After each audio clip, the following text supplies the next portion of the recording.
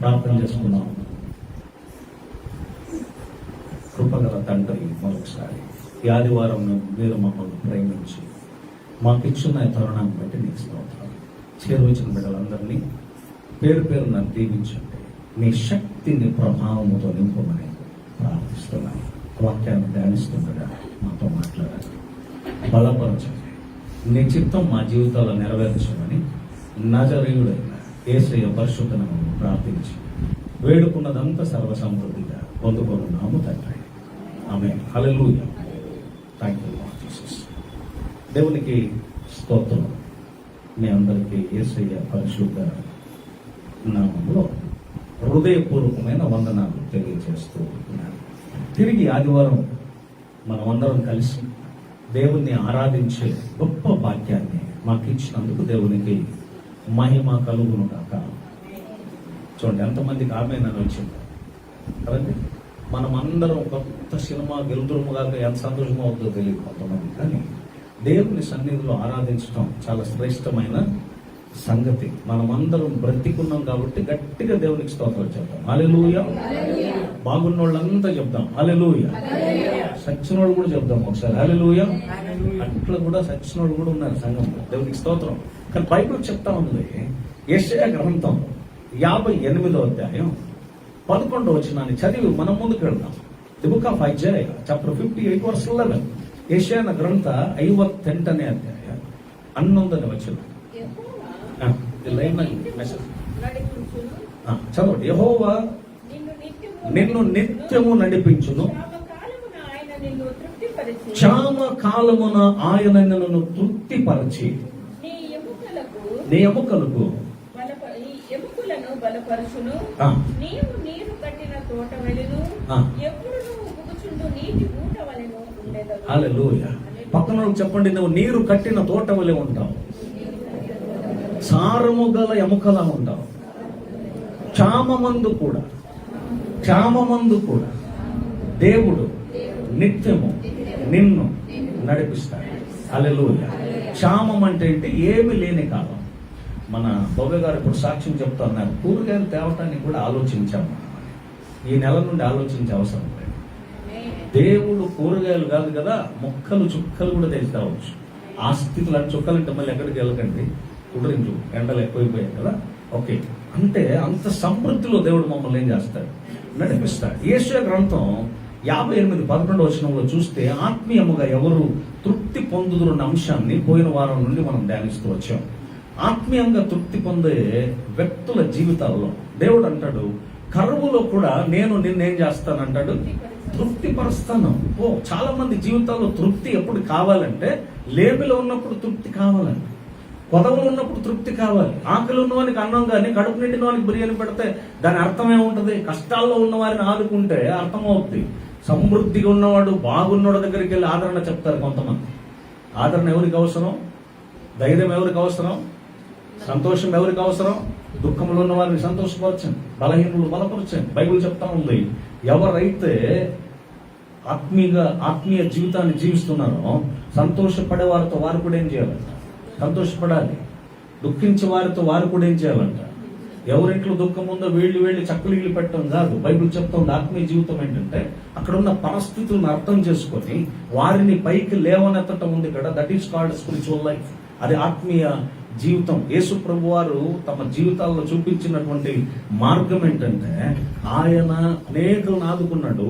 వారి పరిస్థితులు మనం గమనించి చూస్తే, ఒక వ్యక్తిని ఎప్పుడు అంటాం కదా, యేసు ప్రభు చూస్తే అంచనా వేస్తాడు, వీడు ఎంత కాలం అయింది ఇక్కడ పడిపోయాడు. ఆ వ్యక్తి ఎన్ని సంవత్సరాల నుండి ఉన్నాడో తెలుసా? అక్కడ 38 సంవత్సరాలు. యేసు ప్రభు చూస్తే తెలుసుకుంటాడంటే, బైబిల్ గ్రంథంలో మత్తయి సువార్త 6వ అధ్యాయంలో అంటాడు, నేను నీ అంతరంగాన్ని తెలుసు అని. నీ అంతరంగం తెలుసు అంటాడు. పడిన వ్యక్తి గురించే 38 సంవత్సరాలు అని చెప్పిన యేసయ్య, నువ్వు ఉన్న చోట నీ స్థితి ఆయనకు తెలుసు. కాబట్టి నువ్వు ఎప్పుడు అనుకోకుండా ఆ స్థితి దేవునికి తెలియదు. ఆయన అంతరంగాన్ని చూస్తాడు. ప్రతి పరిస్థితులను మార్చడానికి దేవుడు శక్తి కలిగి ఉన్నాడు. ఆదివారం క్రీస్తునందు ప్రియ దేవుని బిడ్డలారా, ప్రభు మీతో మాట్లాడుతున్నాడు. యెషయా గ్రంథం 58:11 వచనం ద్వారా, కరువులో కూడా క్షామములో కూడా నిన్ను నేనేం చేస్తానంటాడు? తృప్తిపరుస్తానంటాడు. ఇది చాలా మాటను మీరు గమనించి చూస్తే, కరువులో ఏది కొంత దొరికినా తృప్తే, కానీ తృప్తి పరచటం అంటే ఫుల్ఫిల్ అని అర్థం. అంటే అర్థమవుతుందా మీకు? దాహం కలిగిన వానికి ఒక గ్లాస్ నీళ్లు దొరకటం చాలా కష్టం. ఎడారిలో ఒక గ్లాస్ నీళ్లు దొరికితే వాడు ఇంకా సజీవంగా ఎన్నో కిలోమీటర్లు నడుచుకొని వెళ్ళొచ్చు. కానీ అక్కడ ట్యాంకర్ దించుతానంటాడు దేవుడు. ఏమంటున్నాడు? నేను ప్రవాహాన్ని కలుగజేస్తానంటాడు. అందుకే దేవుడు ఇస్తే సమృద్ధికి ఇస్తాడు. అందుకే బైబిల్లో దేవుడు అంటాడు, నేను లోకం ఇచ్చినట్టుగా ఇవ్వను. ఏమంటాడండి? లోకం ఇచ్చినట్టుగా ఇవ్వను. లోకం దిస్ ఈస్ ఫర్ యూ. లోకం ఇంతే అని ఎండ్ పెడుతుంది. అవునా? అమౌంట్ రాసినప్పుడు గీత వేసి ఒక మైనస్ వేస్తారు. దాని అర్థం ఏంటి? ముందేం లేదు, ఇంకా అకౌంటెంట్ గా ఏం అర్థం అది? అలా ఒక బార్ వేస్తే ఇక్కడికే ఇంకా జీరో యాడ్ చేసే పరిస్థితి. కానీ బైబిల్ ప్రకారం చూస్తే నీ విశ్వాసం కొలది ఎన్ని జీరోలైనా యాడ్ చేసుకోవచ్చు. నీకెంత విశ్వాసం ఉంటే అంత సమృద్ధిగా ప్రభు నీ జీవితాల్లో ఇవ్వబోతున్నాడు. ఆమె చాలా మంది చాలా సీక్రెట్ గా లోపలే కుమిలిపోతున్నారా? బైబిల్ చెప్తా ఉంది, వారం నీ జీవితాల్లో ఒక గొప్ప దర్శనాలు, ఆశీర్వాదాలు, విడుదలను మీరు చూడబోతున్నారు. ఆమె వచ్చి ఆదివారం వచ్చి గొప్ప సాక్ష్యాలు చెప్తారు. కొన్ని చెప్పలేకపోయామండి, ఈ వారం చెప్తాం. ఖచ్చితంగా దేవుడు ఆ స్థితిలో మిమ్మల్ని ఏం చేస్తాడు, తీసుకొస్తాడు. నేను రాత్రి ఇంట్లో చాలాసేపు నాకు నిద్ర పట్ల రాత్రి ప్రార్థన చేస్తూ నా మనసులో ప్రార్థన చేస్తుంటే చాలా కొంత, ఇప్పుడు నేను పేర్లు చెప్పను, ఇక్కడ ఉన్నారు మీరంతా, కొంతమంది దేవుడు నాకు చూపించాడు. కానీ వచ్చేవారం మీరు ఆన్సర్ చెప్తారు. వచ్చేవారం చెప్పకముందు దయచేసి నేను మీతో పర్సనల్గా మాట్లాడతాను కొన్ని సంగతులు, అవే మీరు చెప్తారు. మళ్ళీ నేను చెప్పించిన తర్వాత చెప్పాను అని కాదు, 100% మీరు ఒప్పుకుంటే చాలు, దేవునికి స్తోత్రం. ఓకేనా? హల్లెలూయా. ఖచ్చితంగా ఏం చూపించాడో చెప్తాను. ఇక్కడ యెషయా గ్రంథం 58:11 వచనాన్ని చూస్తే కరువు నందు, ఇంకొక మాట అంటాడు నిత్యము. ఆ మాట మనం గమనించాలి. ప్రభు మమ్మల్ని నిత్యము నడిపిస్తాడు. ఎంతకాలం నడిపిస్తాడండి?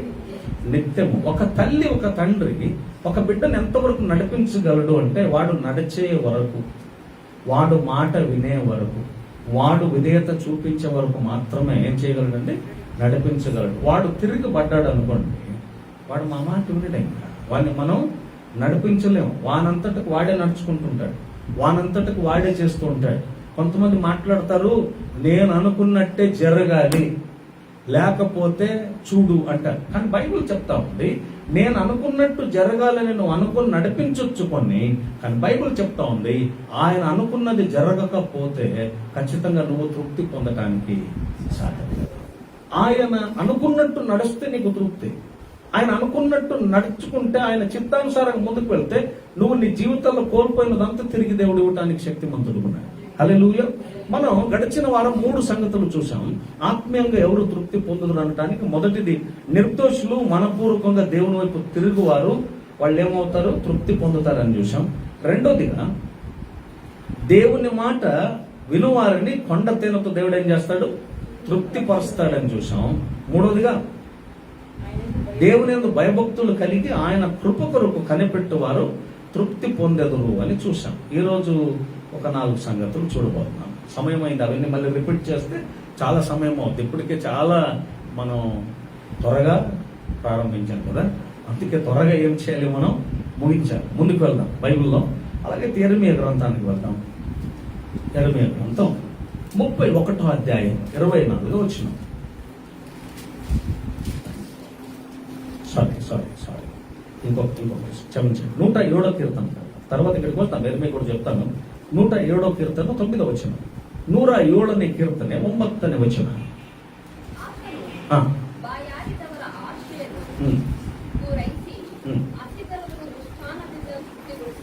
ದೇವರಿಗೆ ಸ್ತೋತ್ರ. ಆತನು ಬಾಯಾರಿದವರನ್ನ ಆಶೆಯನ್ನು ಪೂರೈಸಿ ಹಸಿದವರನ್ನ ಮೃಷ್ಟಾನದಿಂದ ತೃಪ್ತಿಗೊಳಿಸುತ್ತಾನೆ. ಹಲ್ಲೆಲೂಯಾ.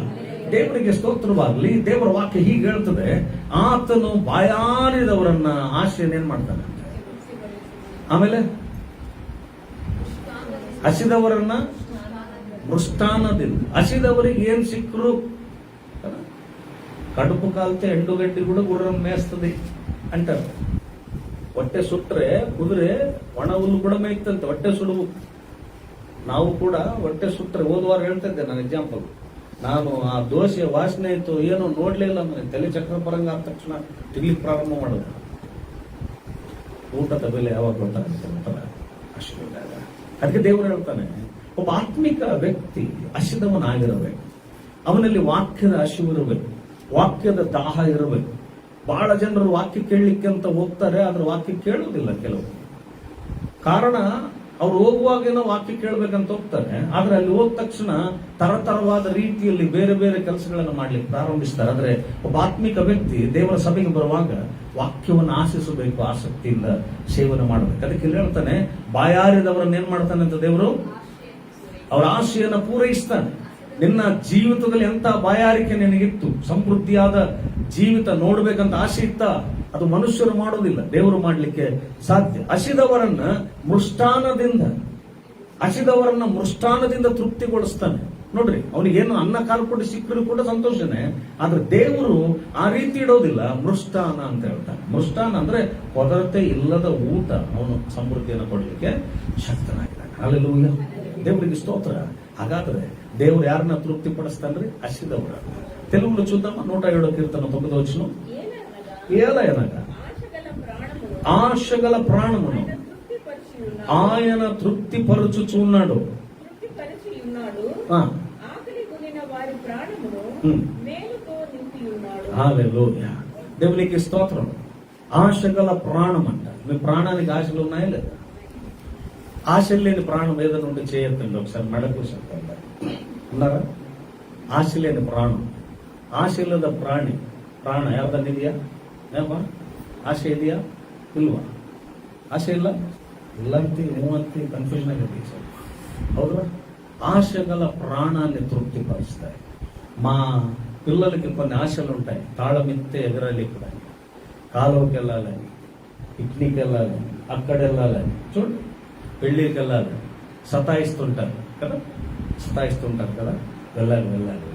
మనం వద్దు. ఇవి జరిగాయి. పిల్లలకి ఆశలు ఉంటాయో ఉండవు కదా. ఒక్కొక్కరు ఈరోజు మా అబ్బాయి ఒక రౌండ్ వెళ్తాను బయటలో, వానికి ఆశ. అది వీళ్ళ అబ్బాయికి వైజాగ్ పెళ్ళికి వెళ్ళాలని ఆశ. ఫోన్లో అవునా కదా అడుగుతున్నాడు. అక్కడ కుంభమేళం తొక్కించుకొని ఏమవుతాడో వాళ్ళ బాధ. ఆ పిల్లలకి అవి కనపడవు. వీడెక్కడన్నా బండి గుర్తాడో మా బాధ. వానికి అది కనపడదు. నేను బ్యాలెన్స్ పట్టుకోగలను అని వాని ఊపది. ఇలా చాలా మంది జీవితాల్లో చాలా ఆశలు ఉన్నాయి. అవునండి. ఒక్క ఆశ, రెండు ఆశలు. కొన్ని 3 నెలలైన రాలేదు అని ఆమెకు ఆశ ఉంది, కానీ భాష తెలియదు మా అమ్మ ఏమైపోద్దని వాళ్ళ బాధ. కానీ ఆశలు దేవుడు తీర్చాడా తీర్చలేదా? ఇంకా ముందు కూడా తీరుస్తాడా తీర్చడా? తీర్చి ఉన్నాడా? ఓకే, దేవునికి స్తోత్రం. పర్వాలేదు, స్టూడెంట్స్ చాలా స్టాండర్డ్ అయిపోతున్నారు. ఓకే, దేవునికి స్తోత్రం. బైబిల్ చెప్తా ఉంది, ఆశ గల ప్రాణాన్ని తృప్తిపరుస్తాడు. ఆశ ఉంటేనే దీన్ని అర్థం చేసుకోవాలి. దురాశ గురించి రాయలేదంటే మళ్ళీ మీరు చాలా జాగ్రత్తగా వినండి. ఆశ గురించే మాట్లాడుతున్నాడు కానీ దురాశ గురించి దేవుడు మాట్లాడట్లా. నీ ఆశ దేవునికి తెలుసు, దాన్ని తృప్తిపరుస్తాడు, తీరుస్తాడు. చదవండి మరొకసారి, చాలా బాగుంది. ఏలయనగా ప్రాణానికి ఏముంటది?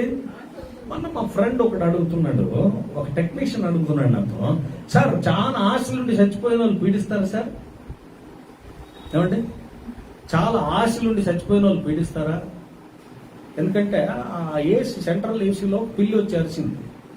పైన సెంట్రల్ ఏసీ ఉంది సంజీవని హాస్పిటల్లో, పైన పిల్లి వచ్చి అరిస్తే, ఆ పిల్లి అరిస్తే అక్కడ ఎవరు పేషెంట్ చచ్చిపోయారు కదా, వాళ్ళంతా గుర్తొచ్చారంట. వాడు నాతో అంటున్నాడు, వాళ్ళంతా గుర్తొచ్చేసారు సార్, వాళ్ళు ఏమన్నా పిల్లి వచ్చారేమో అని. చూడండి, ఆశ కలిగి చచ్చిపోయిన వాళ్ళు ఏమంటారంట, ఈ కొంతమంది మాట్లాడుకుంటారు చూడాలి, వాళ్ళు ఆశ తీరలేదంటే దయ్యంలాగా వచ్చి తీసుకుంటాను, నేను వదిలిపెట్టున్నాను, దయ్యంలాగా గ్యారెంటీ నేనేం చేస్తాను, పీడిస్తాను. విన్నారా అన్నారా? విన్నారు అన్నారు కూడా కదండి, విన్నారు అన్నారు. నాతో పెట్టుకుంటే దయ్యంలా కదా. ఇంకా కొంతమంది మాట్లాడుతుంటారు 12 గంటలకి, దయ్యంలా తింటావు, దయ్యంలా ఫోన్. వీళ్ళు ఎప్పుడు దయ్యాలను చూసారో నాకు తెలియదు. ఒకదా మా ఇంట్లో కూడా వాడుతారు, ఫోన్ ఏమన్నా రాక దయ్యంలా ఫోన్ చూసి, దయ్యాలు ఎప్పుడు ఫోన్ చూస్తాయో నాకు తెలియదు కదా. ఇది వాడుక భాష. సర్వసామాన్యంగా మనం ఏమంటాం, మాట్లాడుతుంటారు. 12కి ఎవడన్నా ఫోన్ చేస్తే ఏమంటారు, వీడు చూడు దయ్యం. మీరెప్పుడు దయ్యంతో ఫోన్ చేశారో నాకు తెలియదు. భోజనం ముస్లింలు రోజా టైంలో ఎప్పుడు తింటారు తెలుసా మీరు? ಎಷ್ಟು 5 ಗಂಟೆಗೆ, ಸಾಯಂಕಾಲ 7ರಿಂದ 5 ವರೆಗೆ ಯಾವಾಗಲೇ ಜಡಿಗೆ ಗೊತ್ತಿಲ್ಲ ನಿಮಗೆ, ಹೌದಾ? ఈవినింగ్ 7 నుంచి మార్నింగ్ 4 వరకు ఆ టైం మొత్తం ఏం టైం అది? మీ లెక్కలు ఏమండి, డైల్ టైం ఏమది? వేకువనే తెల్లారుజామునే మగ్ధలేని మరియా ఆయనను దర్శించుటకు వచ్చాను. ఏ టైం అండి అది? 12 గంటలు. ఏ టైము? 12 ಗಂಟಲು ಮಧ್ಯರಾತ್ರಿ 12 ಗಂಟೆಗೆ ಮುಳ್ಳು ಬಂತಂದ್ರೆ AM ಅಂತ ಬಂದ್ಬಿಡುತ್ತೆ ಗಡಿಯಾರದಲ್ಲಿ. Early in the morning. మధ్యరాత్రి డయల్ టైం కాదది. మీకు మధ్యరాత్రిలో ప్రేయర్ చేస్తే తెలుస్తుంది అది ఎప్పుడు, అది వేకువనే అర్లీ మార్నింగ్. ఆ టైంలో ఆన్సర్స్ చూడండి ఎలా వస్తాయి ప్రేయర్ చేసి. Correct 12 o'clock. అలాగని మళ్ళీ నేను చెప్పానని ఇద్దరు అలారం పెట్టుకుని లేకండి, మీకు మెలుకుంటే చేసి చూడండి ఒకసారి. ఆ 12 o'clock నేను చాలాసార్లు ప్రేయర్ చేశాను. 12 o'clock. ఆ 12 o'clockకి చాలా అద్భుతమైన ప్రశాంతత, అందరూ పడుకొని ఉంటుంది. నీ స్వరం దేవుని సన్నిధిలో వినిపించాలి. హల్లెలూయా. చూడండి, బైబుల్ చెప్తా ఉంది, ఆశ గల ప్రాణాన్ని ప్రభు ఏం చేస్తాడంట? తృప్తిపరుస్తాడు. ఇక్కడున్న మీకు ఒకవేళ నేను పేపర్ ఇచ్చి మీ ప్రాణానికి ఎంత ఆశ ఉందో రాయండి అని నేను చెప్తే పేపరు చాలదు, ఇంకు కూడా చాలదు. అంత ప్రాణానికి ఏమున్నాయంటే ఆశలు ఉన్నాయి. కానీ అవన్నీ కూడా తృప్తిపరచటకు యెహోవా ఏమైనాడంట? సిద్ధంగా ఉన్నాడు. దేవునికి స్తోత్రం. ఆత్మీయంగా ఎవరు తృప్తి పొందుదురు అనే మాటకు జవాబు ఆశ గల ప్రాణాన్ని దేవుడు ఏం చేస్తాడు? తృప్తిపరుస్తాడు. ఇంకొక మాట ఏమంటాడు? ఆకలి కొనిన వారి ప్రాణమును మేలుతో ఏం చేశాడు? హల్లెలూయా. ఆకలి కొనిన ప్రాణాన్ని మేలుతో నింపి ఉన్నాడు. మీ పిల్లల ఆకలి మీకు అర్థమవుతుందా? ఎంతమంది మీ భోజనం త్యాగం చేసి ఇంకొకరికి పెట్టారు? ನಿಮ್ಮ ಊಟ ತ್ಯಾಗ ಮಾಡಿ ಬೇರೆಯವ್ರಿಗೆ ಇಟ್ಟಿತ್ತು. ನಾವು ಒಂದು ಕಾಲದಲ್ಲಿ ಊಟ ಮಾಡ್ತಾ ಇದ್ವಿ. ನಾನು ಅನ್ಕೊಂಡ್ರೆ ನನಗೆ ಆಶ್ಚರ್ಯ ಅನ್ಸುತ್ತೆ ಒಂದೊಂದ್ಸಾರಿ.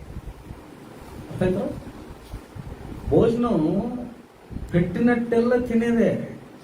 ఆ పెట్టే వాళ్ళకు ఉందో లేదో మాకు తెలియదు అసలు. తెలుసా మీకు? లోపల పెడుతున్నారు కదా తెచ్చి, వారికి ఉందో లేదో. కొంతమందికి అంత ఇంగిత జ్ఞానం కూడా ఉండదు. వేసినంత తింటుంటారు ఊరికే. ఆ వండిన వాళ్ళకు ఉందో లేదో, ఇంట్లో ఆడవాళ్ళు తిన్నారో లేదో, తర్వాత ఇంకెవరైనా వచ్చేవాళ్ళు ఉన్నారా, కొంతమందికి ఈ పరిజ్ఞానం ఉండదు. తినిందే ఒక దెబ్బ. వాళ్ళకేమనుకుంటారంటే వాళ్ళ హృదయంలో నా అంత తినే మొనగాడు ఎవడు లేడు తెలుసంటే. అందుకే బైబిల్ చెప్తా ఉంటాయి, ఈకొక ఏం పెట్టాలంట? ಬೈಬಲ್ ನಾಗೇನೆ ಕುತ್ತಿಗೆ ಏನಿದೆ? ಕುತ್ತಿಗೆಗೆ ಕತ್ತಿಯನ್ನ ಅದ್ರ ಪೈಗೆ ಅಂತ ಅರ್ಥ. ಏನು ಜಾಸ್ತಿ ತಿನ್ಬೇಡ ಅಂತ. ಎಷ್ಟು ತಿನ್ಬೇಕೋ అష్టే లిమిట్. హల్లెలూయా. కొంతమందికి లిమిట్లెస్ తినట్లంలో ఏముండదంట, లిమిట్. అందుకే ఒక క్రైస్తవుడుగా ఈ సిస్టమేటిక్ లైఫ్ నేర్చుకోవాలి. ఇప్పుడు ఒక క్రైస్తవుడుగా సిస్టమేటిక్ లైఫ్ నేర్చుకోవాలి. అన్నం కింద పడేయకూడదు, అర్థమైందంటే. ఇంకొకరు అన్నం లాక్కొని తినకూడదు. తెలుసుకోండి ఎప్పుడు ఇవి మారల్స్. ఇవి చాలా మంది ఇంట్లో అన్నం లేకుండా ఎందుకు అయిపోయారంటే ఈ దురలవాట్ల వల్ల. అన్నం కింద పడేయటం, ఇంకొకరు అన్నం లాక్కోవటం, ఇంకొకరు ఆకలి కొని వాళ్ళది కూడా వీడు తింటున్నాడు ఇంగిత జ్ఞానం లేదంటే వీళ్ళకి అన్నం దొరకదు. బైబిల్ ఉన్నాయి ఇవన్నీ. ఏం పాస్టర్ వల్ల సింపుల్ థింగ్స్, ఇవేం పెద్ద సంగతులు అంటారా? చిన్న చిన్న సంగతులు నువ్వు పాటించవు కాబట్టే నీంట్లో దరిద్రం. అర్థమవుతుందా? నువ్వు ఆర్థికంగా సమృద్ధి కావాలంటే ఆహారమునెప్పుడు పంచుకొని ತಿನ್ನಲಿ. అందరూ ఏం తినాలి? ಎಲ್ಲರೂ ಹೆಂಗ್ ತಿನ್ಬೇಕು? ಊಟ ಹಂಚಿಕೊಂಡು ತಿನ್ಬೇಕು. ಎಷ್ಟು ಜನರ ಕುಟುಂಬ ಎಲ್ಲ ಕುಂತು ಊಟ ಮಾಡೋ ಅಭ್ಯಾಸ ಇದೆ? ಮಾಡ್ತೀರಾ? ಏನೋ ಒಂದಿಬ್ರು ಆಮೇಲೆ ನೀವೆಲ್ಲ ನೀಡ್ರಿ, ನಾವೆಲ್ಲ ನಾಕಿದ ಮೇಲೆ ನೀವು ರಸ ಇದ್ರೆ ಕಲಸಿ ಇಡ್ತೀನೋ ಅಂತ, ಇಲ್ಲಾಂದ್ರೆ ಉಪವಾಸ ಇರುವಂತ ಅನ್ನೋರಷ್ಟು ಜನ. ಕೆಲವರಿಗೆ ಮಾಯರೋಗ ಅದಾವ ಕುಟುಂಬದಲ್ಲಿ. ಕೆಲವರು ಪಾಪ ಹೆಣ್ಮಕ್ಳಿಗೆ ಬರೇ ರಸನೇ ಪೀಸ್ ಸಿಗೋದಿಲ್ಲ ಲಾಸ್ಟಿಗೆ. ಇವೆಲ್ಲ ಇವು ತಿನ್ಬಿಡ್ತಾರೆ. ಇವು ಬರಗಾಲದಾಗ ಬಿಟ್ಟಿರ್ತಾವ. ಕೆಲವಕ್ಕೆ ಬಿಸಿ ಅನ್ನ ಬೇಕು, ತಣ್ಣನ್ ಸ್ವಸ್ಥರಿಗೆ ಇಡ್ತಾವೆ. ಎಲ್ಲರೂ ಕಲ್ಸ್ಕೊಂಡು ಅದೇ ಬಿಸಿ ಅನ್ನ, ಅದೇ ತಣ್ಣನ್ ಸ್ವಲ್ಪ ಒಂದೊಂದು ತುತ್ತು ಹಾಕೊಂಡಿದ್ರೆ ಬೇಕಾಲೆ ಆಗ್ತಿತ್ತು.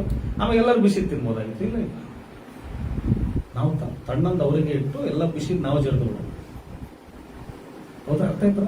ಬೈಬಲ್ ಅದಕ್ಕೆ ಹೇಳುತ್ತೆ, ನನ್ನ ಕುಟುಂಬದಲ್ಲಿ ಯಾಕೆ ಸಮಾಧಾನ ಇಲ್ಲ ಅಂದ್ರೆ ಈ ಚಿಕ್ಕ ಚಿಕ್ಕ ವಿಷಯಗಳಲ್ಲಿ ಭೇದ ಭಾವಗಳಿದ್ರೆ, ಚಿಕ್ಕ ಚಿಕ್ಕ ವಿಷಯಗಳಲ್ಲಿ ಅಂಡರ್ಸ್ಟ್ಯಾಂಡಿಂಗ್ ಮೈಂಡ್ ಇಲ್ಲ ಅಂದ್ರೆ ದೇವರು ನಿನ್ನ ಕುಟುಂಬದಲ್ಲಿ ಕಾರ್ಯ ಮಾಡಲಿಕ್ಕೆ ಸಾಧ್ಯ ಇಲ್ಲ. ಇವತ್ತು ತಿಳ್ಕೋಬೇಕು, ಅರ್ಥ ಮಾಡ್ಕೋಬೇಕು. ಯಾಕೆ ನಿನ್ನ ಕುಟುಂಬದಲ್ಲಿ ಇನ್ನೂ ಸಂತೃಪ್ತಿ ಇಲ್ಲ? ಯಾಕೆ ಸಂತೃಪ್ತಿ ಇಲ್ಲ? ಒಬ್ಬ ತಾಯಿಯಾದವರು ಮಗನ ಹೊಟ್ಟೆ ನೋಡ್ತಾರ, ತನ್ನ ಹೊಟ್ಟೆ ನೋಡ್ತಾರ? ಯಾರು ನೋಡ್ತಾರ? ತಾಯಿನೇ ಜಡದ್ ಮಕೊಂಬಿಟ್ರೆ ಮಗ ಹುಟ್ಟಿನ ಬರ್ತಾನ ಅನ್ಕೊಂಡ್ರೆ ಅವ್ನಿಗೆ ಏನು ಊಟ ಇಲ್ಲ ಅನ್ಕೊಂಡ್ರೆ ಆಕಿನ ಏನ್ ಅನ್ಬೇಕು? ತಾಯಿ ಅನ್ಬೇಕೇನು? ನಮ್ಮ ಬೈಬಲ್ ಭಾಷೆಗೆ ಆಕಿನ ತಾಯಿ ಅನ್ನಂಗಿಲ್ಲ. ಏನಂತ? ನಾಯಿ ಅಂತ ಬೈಬಲ್ ಹೇಳ್ತಾ ಇದೆ. ಇವೆಲ್ಲ ಮಾರಲ್ಸ್. ತಾಯಿ ಉಪವಾಸ ಇರಲಿ ಅಂತ ನನ್ನ ಉದ್ದೇಶ ಅಲ್ಲ. ಆದ್ರೆ ಆಕೆಗೆ ಮಗನ ಮೇಲೆ ಇರ್ತಕ್ಕಂಥ ಭಾರ. ಎಲ್ಲೋ ಇರ್ತಾಳೆ ಹೆಂಡತಿ ಅಂದ್ರೆ ಎಲ್ಲ ಇದ್ದೋಳನ್ನ ಮದುವೆ ಮಾಡ್ಕೊಂತೀವಿ. ಆಕೆ ಅವನು ಬರೋವರೆಗೂ ಕಾಯ್ತಾಳೆ. ಹೊಟ್ಟೆ ಅಷ್ಟು ಹಸುವಾದ್ರೂ ಕೂಡ ಅವನು ಬಂದಾಗ ಅಲ್ಲಿ ಊಟ ಇಲ್ಲ ಅನ್ಕೊಟ್ರಿ, ಅವ್ನು ಬಂದಾಗ ಅಲ್ಲಿ ಏನಿಲ್ಲ ಅನ್ಕೊಟ್ರಿ, ಉಳಿದವರೆಲ್ಲ ತಿನ್ಬಿಟ್ಟಿದ್ರು ಅನ್ಕೊಟ್ರಿ. ಹೆಂಗಿರುತ್ತೆ ಪರಿಸ್ಥಿತಿ? ಮಾರಲ್ಸ್ ಇವೆಲ್ಲ ಮಾರಲ್ಸ್ ಅಂದರೆ ಜೀವನದ ಶೈಲಿ. ಇವೆಲ್ಲ ಕಲಿಬೇಕು ನಾವು. ಅದಕ್ಕೆ ಯಾವಾಗಲೂ ಊಟ, ಕೆಲವರು ಬಿಸಿ ರೊಟ್ಟಿ ಆದಾಗ ಕುತ್ಕೊಂಡು ತಿನ್ನೋರು ಇರ್ತಾರೆ. ಆ ಹಿಂದಿನವ್ರಿಗೆ ರೊಟ್ಟಿ ಇರ್ತಾವೆಲ್ಲ ಗೊತ್ತಿಲ್ಲ. ನಾನು ಜಡದಿನ ಇಲ್ಲ ಒಂದು 7-8.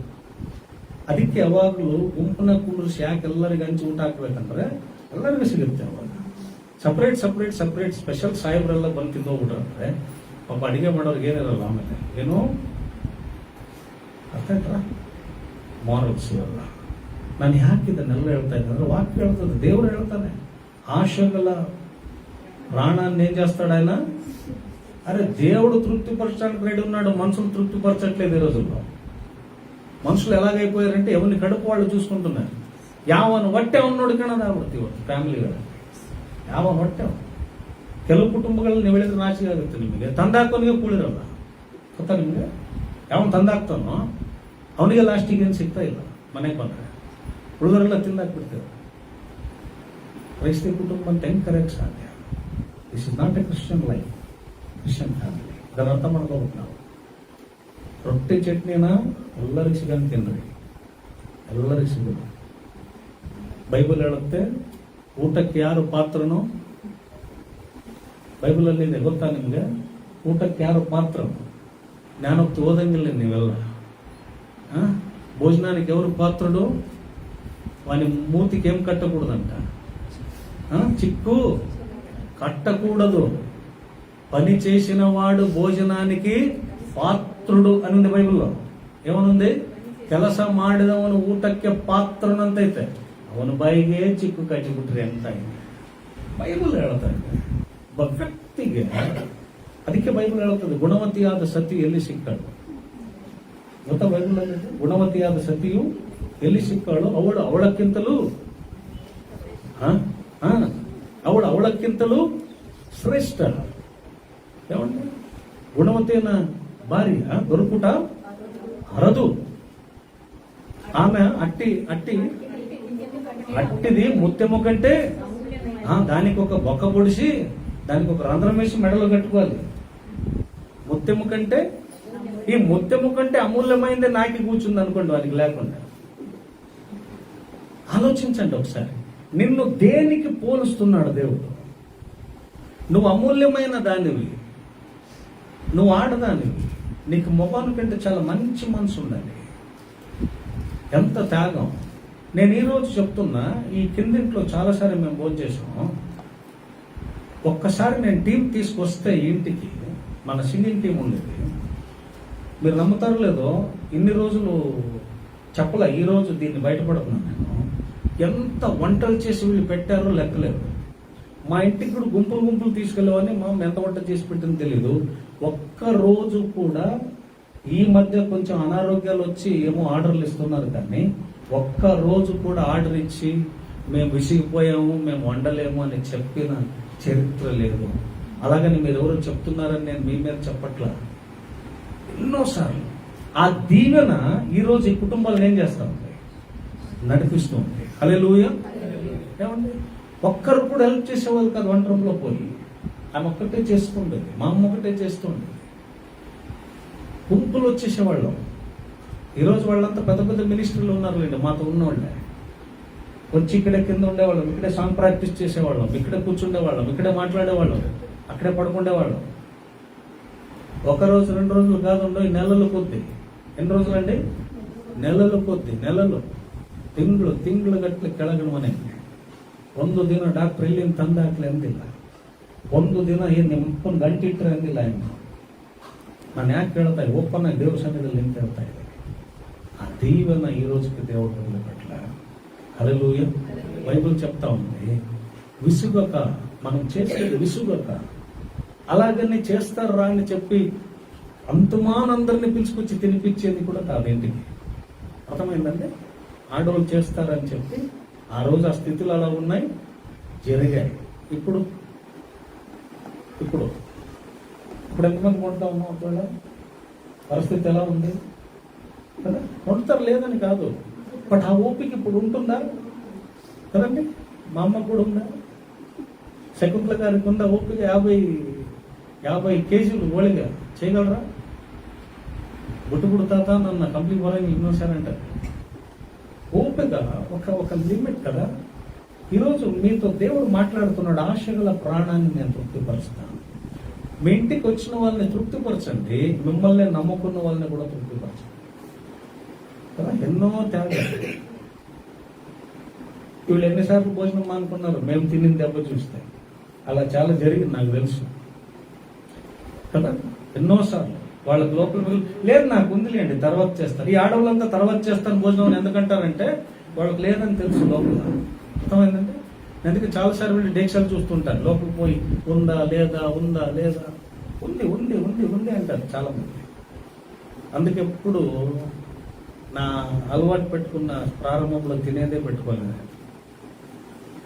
డయాబెటీస్ ఆ లెవెల్లో ఉన్నప్పుడు ఆకలి చంపుకొనని అలాగే ఉంటాను, కానీ ప్రారంభంలో తినేది నేర్చుకోవాలి. కారణం ఏంటో తెలుసా? ఉన్నది ఏదో అందరు కలిసి తిందాం, ఇదొక సమర్పణ అంతే.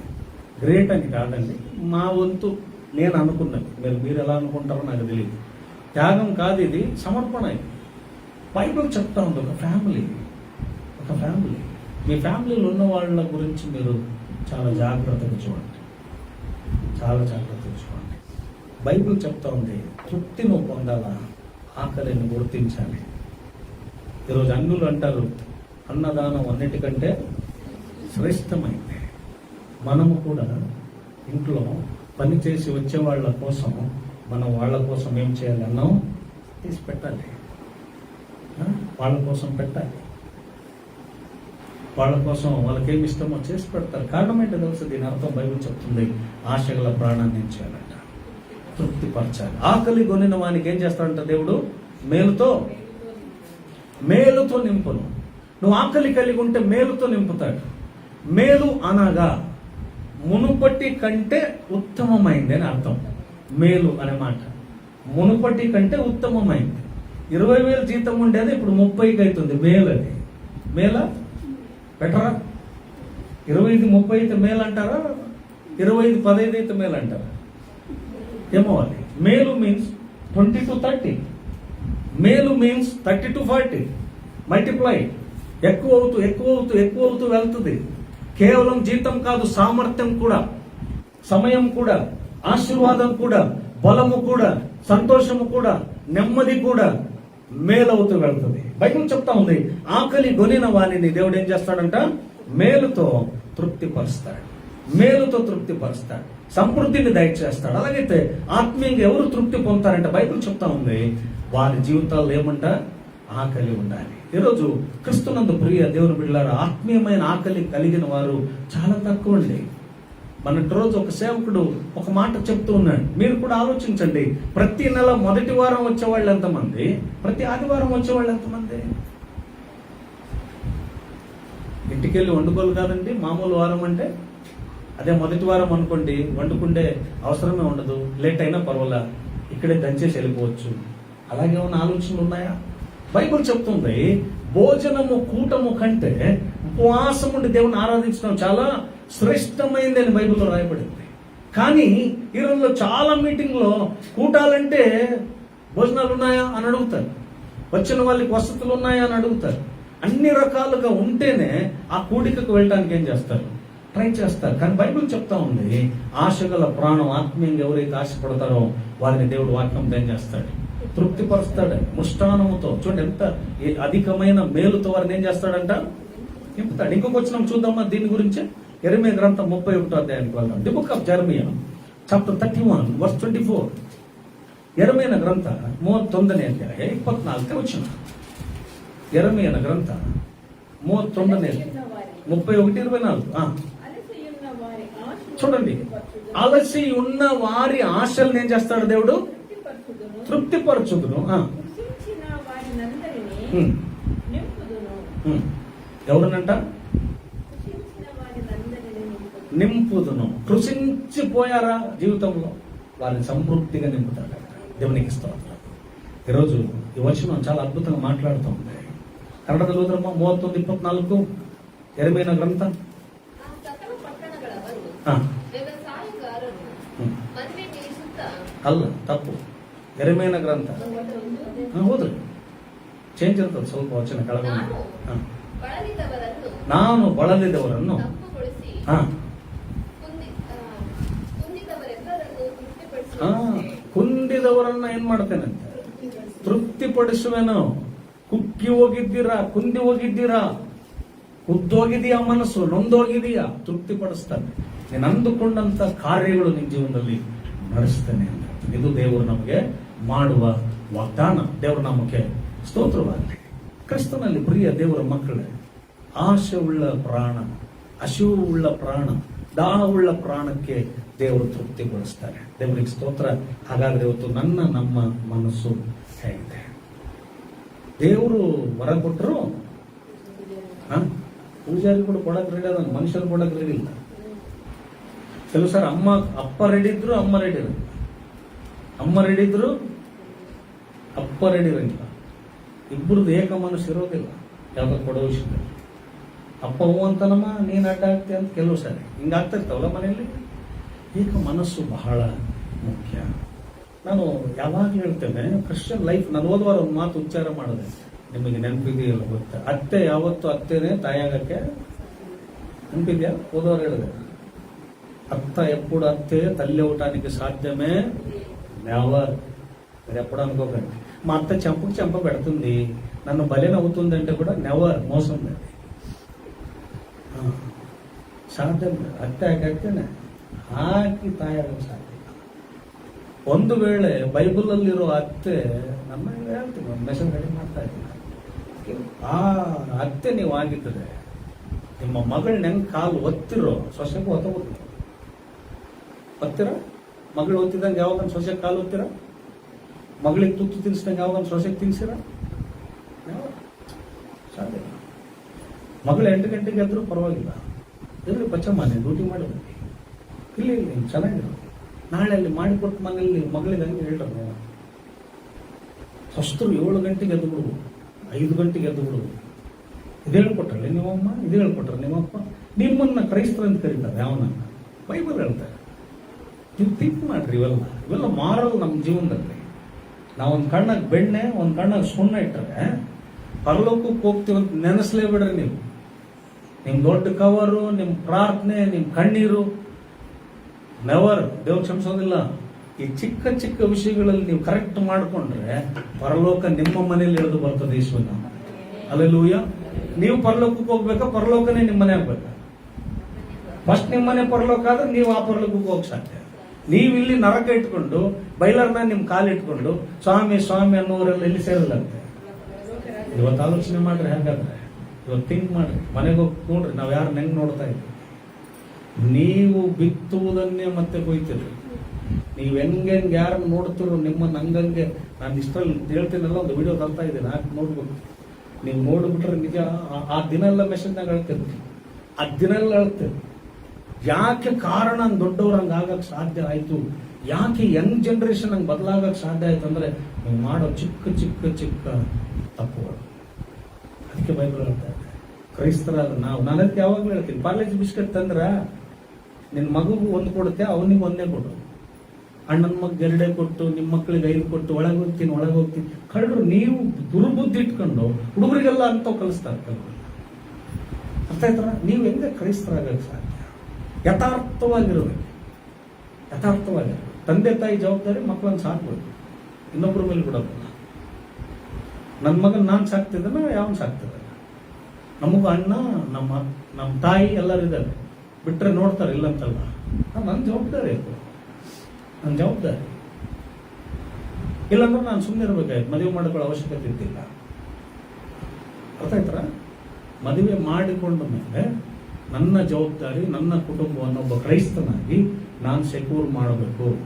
ಇದಕ್ಕೆ ಕ್ರೈಸ್ತ, ಹಿಂದೂ, ಮುಸ್ಲಿಂ ಅಂತ ಇಲ್ಲ. ದೇವರ ಆಜ್ಞೆ, ಅವನ ಫ್ಯಾಮಿಲಿನ ಅವನೇನ್ ಮಾಡ್ಬೇಕ್ರಿ? ಹೌದಲ್ಲ? ಬೈಬಲ್ನಾಗ ಹಂಗೆ ಇದೆಯಾ? ಹಂಗಿಲ್ವಾ? ಹಂಗೆ ಇರಬೇಕು. ಹಂಗಿದ್ರನ್ನೇ ಅದು ಕ್ರಿಶ್ಚಿಯನ್ ಫ್ಯಾಮಿಲಿ. ನಾವು ಒಂದು ಸ್ಟೆಪ್ ಮೇಲೆ ಹೋಗೋಣ. ಕ್ರೈಸ್ತರು ನೋಡ್ರಿ, ನೀವು ತೃಪ್ತಿ ಹೊಂದಬೇಕು ಆತ್ಮಿಕವಾಗಿ. ಹಸಿದವರ ಆಶೆಯನ್ನ ಪ್ರಾಣಗಳ ಆಶೆಯನ್ನು ಏನ್ ಮಾಡಬೇಕು? ಏನ್ ಮಾಡಬೇಕು? ಗುರುತಿಸ್ಬೇಕು. ಹಲ್ಲೆಲೂಯಾ. ಈ ಪ್ರೆಗ್ನೆಂಟ್ ಇದ್ದವ್ರಿಗೆ, ಗರ್ಭಿಣಿ ಇದ್ದವ್ರಿಗೆ ಏನಿರ್ತಾವಂತೆ? ಬೈಕ್ ಏನಿರ್ತಾವ್ರಿ? ಯಾವ ಬೈಕ್? ಅಲ್ಲ, ಗರ್ಭಿಣಿ ಇದ್ದವ್ರಿಗೆ ಏನಿರ್ತಾವೆ? ಹೆಂಗ್ ಗೊತ್ತು ನಿಮಗೆ ಆಸೆ ಇರ್ತಾವಂತ? ಹೆಂಗ್ ಗೊತ್ತಂದ್ರೆ, ನೀವು ಒಂದ್ ಕಾಲದಾಗ ಏನಾಗಿದ್ರಿ? ನೀವು ಪ್ರೆಗ್ನೆಂಟ್ ಇದ್ರಲ್ಲ, ನಿಮಗ ಆಸೆ ಏನು ಆಗಿತ್ತು ಅವಾಗ ಮಾವಿನ ಹಣ್ಣು ತಿನ್ಬೇಕು, ಅಥವಾ ಮಿರ್ಚಿ ತಿನ್ಬೇಕು, ಅಥವಾ ಏನೋ ತಿನ್ಬೇಕಂತ ಆಗಿಲ್ವಾ? ಹಂಗಾಗಿಲ್ಲ ಸರ್ ನಾನಂದ್ರೆ ನೀನ್ ಸ್ಪೆಷಲ್ ಗರ್ಭಿಣಿ ಇದ್ದೆ ಅಂತ ಅರ್ಥ. ನೀನ್ ಮತ್ತೆ ಹೆಂಗೋ ಮರಿಯಮ್ಮ ಇದ್ದಂಗಿದ್ದೆ ಅನ್ನೋದು. ಮರಿಯಮ್ಮ ಕೂಡ ಪಾಪ ಆಸೆ ಇದ್ರು, ಆ ಪರಿಸ್ಥಿತಿಗೆ ಹಂಗೆ ಸಾಯಿಸ್ಕೊಂಡು ಆಕೇನು ಬೈಕೇನೆ ಮಾಡಿ. ಬೈಬಲ್ ಅಲ್ಲಿ ಇದೆ ನೋಡಿರ ಮರಿಯಮ್ಮಗೂ ಬೈಕ್ ಇದ್ವು ಅಂತಿದ್ವು ಆ ಬೈಬಲ್ ನಲ್ಲಿ ಇದ್ವು. ಅದ್ರ ಪಾಪ ಆ ಕಾಲ ಹಂಗಿತ್ತಂತೆ. ಈಗಿನ ಕಾಲದಾಗೂ ಕೆಲವರು ಮರಿಯಮ್ಮನ್ ಮಾಡಿಬಿಟ್ರ, ಬೈಕ್ ಇದ್ರು ಕೂಡ ಏನಂತೆ? ಇಲ್ಲ, ನಿನ್ನ ಬೈಕ್ ನಾನ್ ತಿಂತೀನಿ, ನೀನ್ ನೋಡ್ತಿರ್ಬೋದು. ನಿನ್ನ ಎದುರಿಗೆ ನಾನ್ ಜಿಡ್ತಿರ್ತೀನಿ, ನೀನ್ ನೋಡ್ತಿರ್ಬೋದು. ಬೈಬಲ್ ಹೇಳುತ್ತೆ, ಯಾವ ಬುತ್ತೀರಿ? ಬೈಕ್ ಬುತ್ತೀರ. ಓಕೆ, ಇದು ಸಂಪ್ರದಾಯ ಅಲ್ಲ ನಮ್ಮ ಭಾಗದಲ್ಲಿ. ಗರ್ಭಿಣಿದವ್ರಿಗೆ ಏನ್ ತಗೊಂಡು ಹೋಗ್ತಾರೆ? ಬಯಕೆಯ ಬುತ್ತಿ ತಗೊಂಡು ಹೋಗ್ತಾರೆ.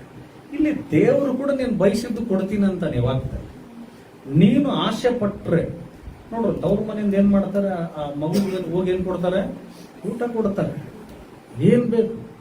ಹೌದಾ? ನಮ್ಮ ಸೀಸನ್ ಇಲ್ದಾಗ ನಮ್ಮ ಮಲ್ಲಪ್ಪ ಅವ್ರು ಮಾವಿನಕಾಯಿ ತಂದು ಕೊಟ್ಟರು ಸೊಸೈಟಿ. ಸೀಸನ್ ಇರ್ಲಿಲ್ಲ, ಆದ್ರೂ ಎಲ್ಲೋ ಬೆಳೆದಿದ್ದು ಅಂತ. ಕಾರಣ ಇಷ್ಟೇ, ತನ್ನ ಆಶೆಯನ್ನು ಏನ್ ಮಾಡ್ಬೇಕು? ನಾವು ನೆರವೇರಿಸ್ಬೇಕು.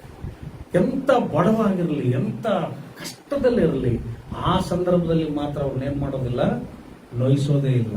ನಿಮಗೆ ಗೊತ್ತಾಗೋದಿಲ್ಲ, ಗರ್ಭಿಣಿದವ್ರನ್ನೇನ್ ಮಾಡೋದಿಲ್ಲ, ಅವರು ಕಣ್ಣೀರು ಹಾಕ್ಸ್ಬಾರ್ದು.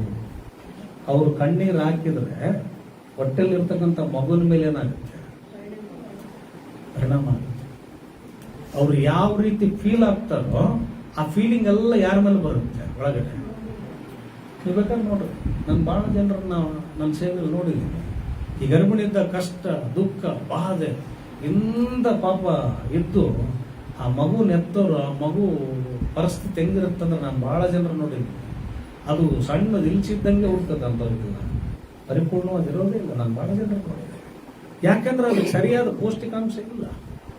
ಅಟ್ಲೀಸ್ಟ್ ತಾಯಿಗೆ ನೆಮ್ಮದಿ ಇಲ್ಲ, ನಿದ್ದೆ ಇಲ್ಲ, ಸಂತೋಷ ಇಲ್ಲ, ಸಮಾಧಾನ ಇಲ್ಲ. ಸುತ್ತ ಕೂತ್ಕೊಂಡು ಸಂತೋಷವಾಗಿ ಮಾತಾಡೋರಿಲ್ಲ, ಆಕೆ ನಗ್ತಾನೆ ಇಲ್ಲ. ಇನ್ನ ಕೆಲವರು ಇದ್ದಾರೆ ಮನೆಯಲ್ಲಿ ಮಕ್ಕಳು ಪೋಸ್ಟ್ ಹಚ್ತಾರೆ, ಅದನ್ನ ನೋಡ್ಕೊಂತಿದ್ರು ಅಂತ ಮಗುನೇ ಹುಡ್ತದೆ. ಅದ್ಯಾವುದೋ ವಿಡಿಯೋ ನೋಡಿದ್ದೆ ನಾನು. ಕೋಳಿ ಸಿಗಾಕಿ ವೈಟ್ ರೈಸ್ ತಿಂದ್ರೆ ಏನ್ ತಿನ್ನಂಗಿರುತ್ತಂತೆ ಗೊತ್ತಾ? ಹುಂಜುನು ಉಲ್ಟಾ ಇಸಿ ತಿಂತಾ ಉಂಟೆ, ಎಲ್ಲಾನು ತಿಂತಾ ಉಂಟೆ, ಕೋಳಿ ತಿನ್ನಂತ ಆನಂದ. ಯಾವ್ದೋ ಫೋಟೋನಾಗ ಮಗನ್ ನೋಡಿದ್ರೆ ನಿನಗೆ ಅಂತ ಮಗು ಹುಡ್ತದ ಅಂದ್ಬಿಟ್ರೆ ಮತ್ತೆ ಸಡನ್ಗೆ ಬೇರೆ ಹುಟ್ಟಿ ಬಿಡ್ತಾನೆ. ಅಯ್ಯೋ, ಫೋಟೋ ನಿಂಗೆ ಇಟ್ಟು ನೋಡ್ತೀರ ಮ್ಯಾಚಿಂಗು.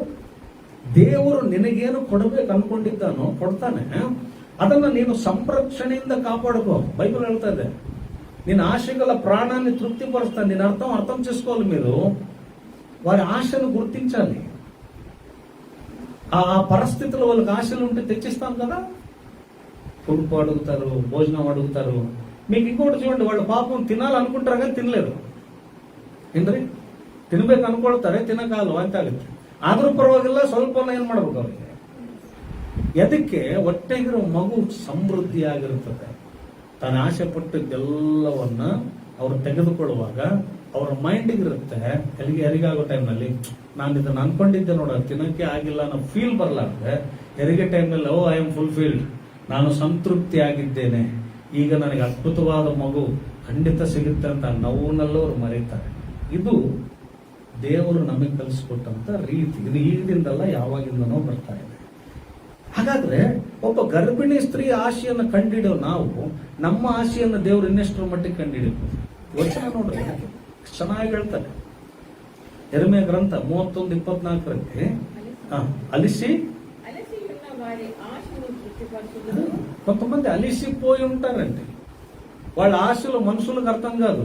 మీకు తెలుసా, కొంతమందికి ఇంటికి వచ్చిన వాళ్ళకి నీళ్లు కుడియరు. అలిసిపోయి వచ్చిన వాళ్ళకి ఏమి ఇవ్వాలి? ఫస్ట్ కొంతమందికి నోరు తెరిచి అడిగే వరకు ఏమి ఇవ్వరంట. మజ్జిగ ఇవ్వరు, మంచినీళ్ళు ఇవ్వరు. అడగాలి. ఈ జనరేషన్ చాలా విచిత్రంగా. ఎప్పుడు వచ్చిన వాళ్ళకి ఏమి ఇవ్వాలి? కాలు కడుకొని వదిలేండి. ఇప్పుడు అంత సాక్షులు ఉన్నాయి, పాపం షూలు ఉన్నాయి. అట్లీస్ట్ తాగటానికి నీళ్ళు.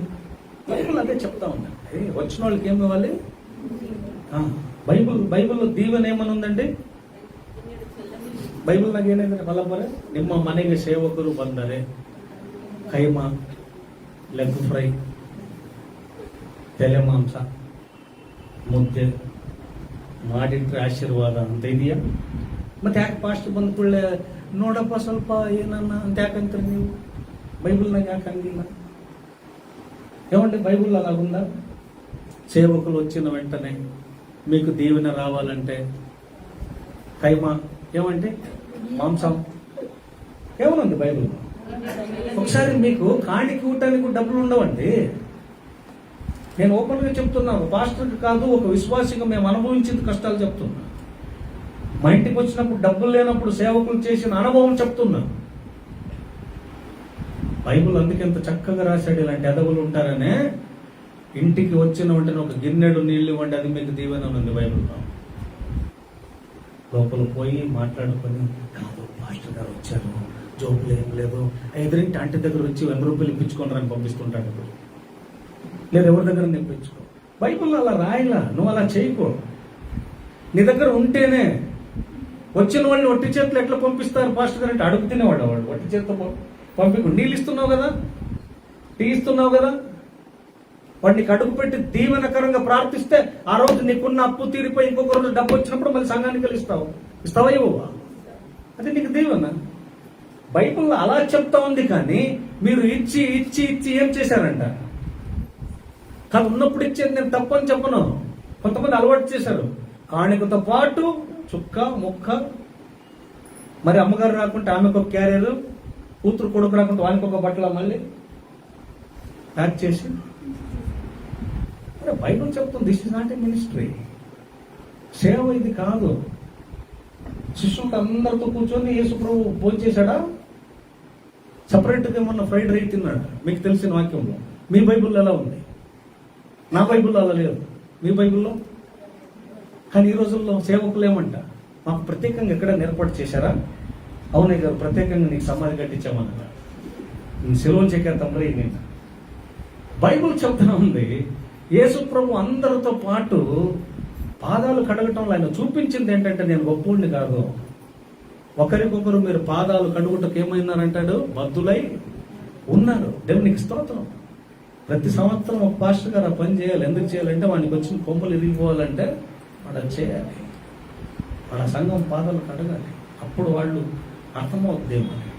వీడు పైకి ఎక్కుతూనే ఉంటాడు, వాళ్ళ కింద పెడుతూనే ఉంటాడు. ఎప్పుడు ఎలా సంఘం దీవెన పడటానికి సాధ్యం. అలాంటి సంఘంలో కొంతమంది ఉంటారు, డోంట్ వెరీ, గట్టిగా ఉన్న గింజలు ఎన్ని ఉన్న పొరవులా, పొట్టుది ఎంత ఉంటే ఏం లాభం? గాలి ఇసురుతో ఏమైపోద్ది? ఇవన్నీ వెళ్ళిపోతాయి. బైబిల్ అదే చెప్తుంది. ఆత్మికంగా సంఘములు నాటబడాలి. మనం ఇక్కడ ఎవళ్ళు గొప్పోళ్ళు కాదు, యేసే మాత్రమే. హల్లెలూయా. ఆయనకు మాత్రమే మహిమ కలగాలి. బైబిల్ చెప్తా ఉంది, ఆశగల ప్రాణాన్ని ప్రభు ఏం చేస్తాడంట? తృప్తిపరుస్తాడు. 90 లక్షల జనాభా ఆకలితో ఉన్నారు. మోసను అడుగుతున్నారు, మోసే మమ్మల్ని చంపడానికి తీసుకొచ్చేవా? బానిస బతుకులో ఉన్నా కూడా పర్వాలేదు, మనం బాగానే ఉండేవాళ్ళం. అక్కడ మాకేమేమి దొరికేది? కీరదోసులు, ఉల్లిపాయలు, తన్నులు, దాంతోపాటు ఏం దొరికేవి? తన్నులు కూడా, కొరడా దెబ్బలు దొరికేవి. అయినా పర్వాలేదు, మనం అక్కడ తినేవాళ్ళం. మమ్మల్ని ఎక్కడికి తీసుకొచ్చావు? కానానికి తీసుకెళ్తానని తెచ్చావు. ఆకలి అవుతుందంటే దేవుడు ఆకాశం నుండి ఏం కురిపించాడంటే? మన్నా కురిపించాడు. ఎంతమందికి? 90 లక్షల జనాభా. ఇప్పుడు తిన్న తర్వాత మనోళ్ళకి ఏం కావాలండి? మనోళ్ళకి మీరు ఇప్పుడు భోజనం చేసినాక ఏం కావాలి? ఏం కావాలి? మంచి నీళ్లు కావాలి. మంచి నీళ్లు కావాలి. దేవుడు బండలో నుండి మంచి నీటిని కలుగు చేశాడు. ఒకరికిద్దరికి కాదు, 90 లక్షల జనాభా, 90 lakhs పీపుల్స్. వారి హృదయ ఆశను తృప్తిపరిచిన దేవుడు. ఈరోజు నీ ఆశను తృప్తిపరచడా, నీ హృదయ వాంఛను తీర్చడా? ఈ ఉదయ కాలం నువ్వు ఆలోచించాలి. అలనాడు మా పితృలను పోషించిన దేవుడు నాటికి నన్ను కూడా ఏం చేయగలడు? పోషించగలడు. మమ్మల్ని సమృద్ధిలో నడిపించగలడు. దేవునికి స్తోత్రం. ఆత్మీయంగా ఎవరు తృప్తి పొందుదురు అనే మాటలో మనం గమనిస్తున్నాము. 4వదిగా చూసాము, ఏమంటారు? అలసి ఉన్న వారిని తృప్తిపరుస్తాడు. ఈ వచనాన్ని గమనిస్తే ఆశ గల ప్రాణం ఏం చేస్తాడండి? తృప్తిపరుస్తాడు. 5వదిగా చూద్దాం. 5వదిగా 36వ కీర్తన 8వ వచనం, 36వ కీర్తన వెంటనే వచ్చిన నీ మందిరం యొక్క సమృద్ధి వలన వారు సంతృప్తి నొందుతున్నారు. చూడండి, ఎందుకు మందిరానికి వెళ్ళాలి? ఎందుకు ఆదివారం తప్పనిసరిగా ఆయన సన్నిధిలో ఉండాలి? ಯಾಕೆ ದೇವರ ಸನ್ನಿಧಿಗೆ ತಪ್ಪದೆ ನಾವು ಸೇರಿ ಬರಬೇಕು? ಆಲೋಚನೆ ಮಾಡಿ. ನಾನು ಮತ್ತೆ ಹೇಳ್ತಾ ಇದ್ದೀನಿ. ಕೆಲವು ಪಾಸ್ಟರ್ಗಳು ಫೋನ್ ಮಾಡಿ ಕರೀತಾರೆ. ಕರೆಯಲ್ಲ ಅವನಿಗೆ. ನಿಮಗೆ ಗೊತ್ತಾ? ಇವತ್ತವರೆಗೆ ಯಾರಿಗ ఫోన్ ಮಾಡಿ ఆదివారం యాಕೆ ಬಂದಿ నెవర్. నేను ఎప్పుడు ఫోన్ ఈ కొంతమంది ఉన్నారు ఫోన్ చేస్తే వచ్చేవాళ్ళు. మీకు తెలుసా? క్రిస్మస్ కి పాస్టర్ నన్ను పిలవలేదు అందుకే రాలేదు. రావద్దు.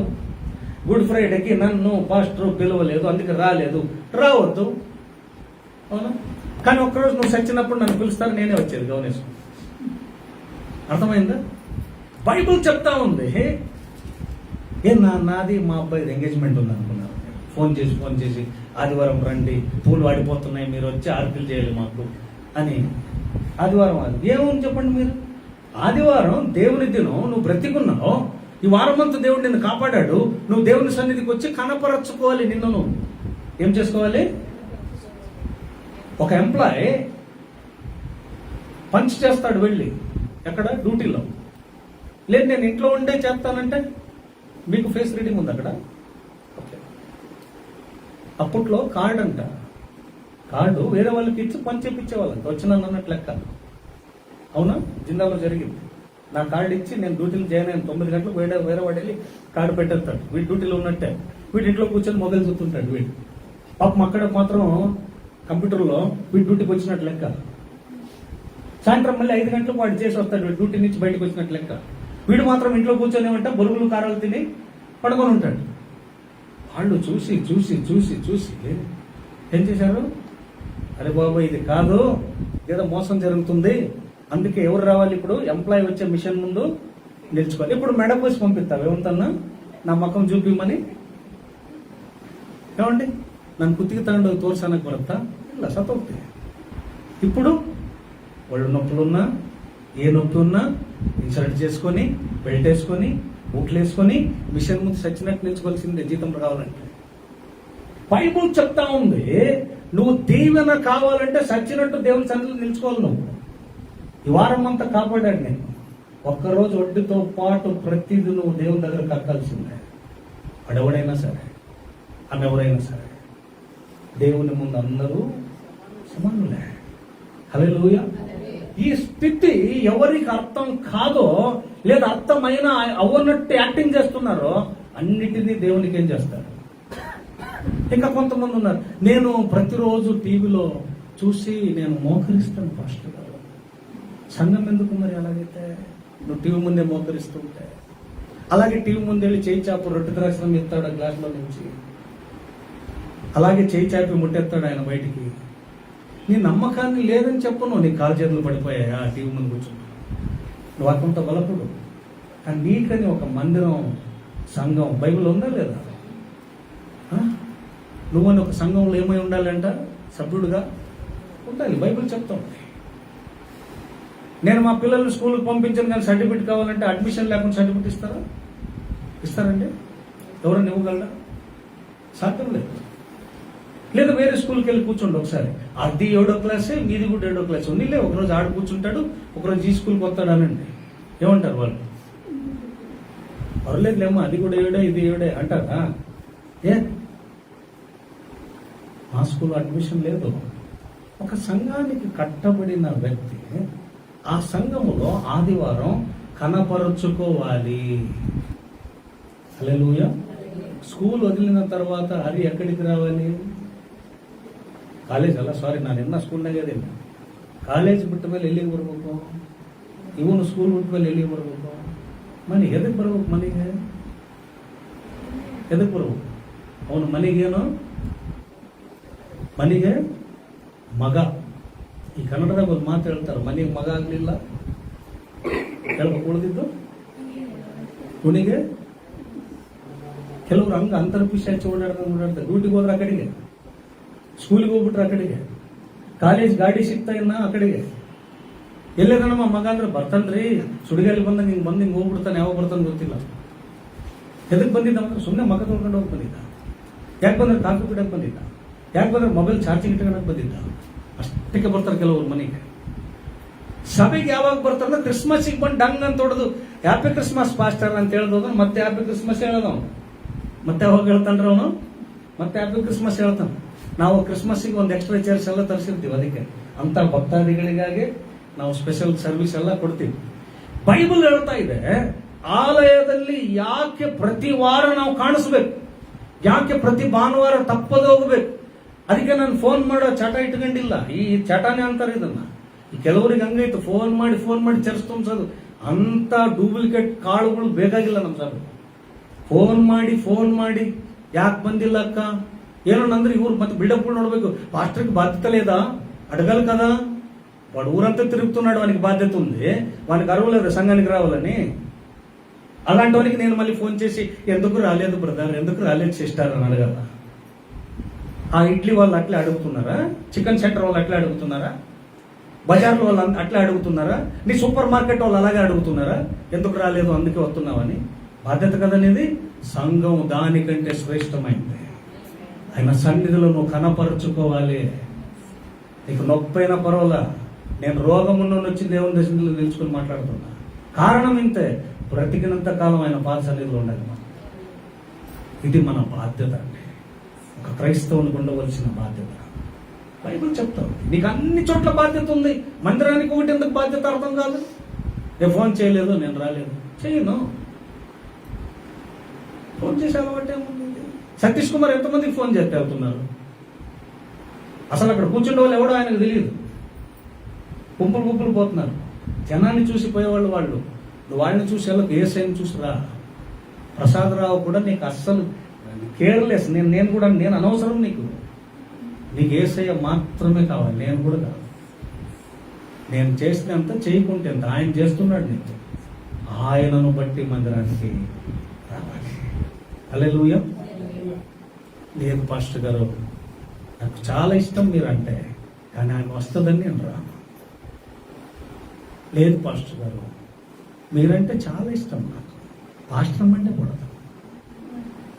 లేదు పాస్టర్ గారు, మీరంటే చాలా ఇష్టం నాకు, ఆ అక్క అంటే నాకు సరిపోదు.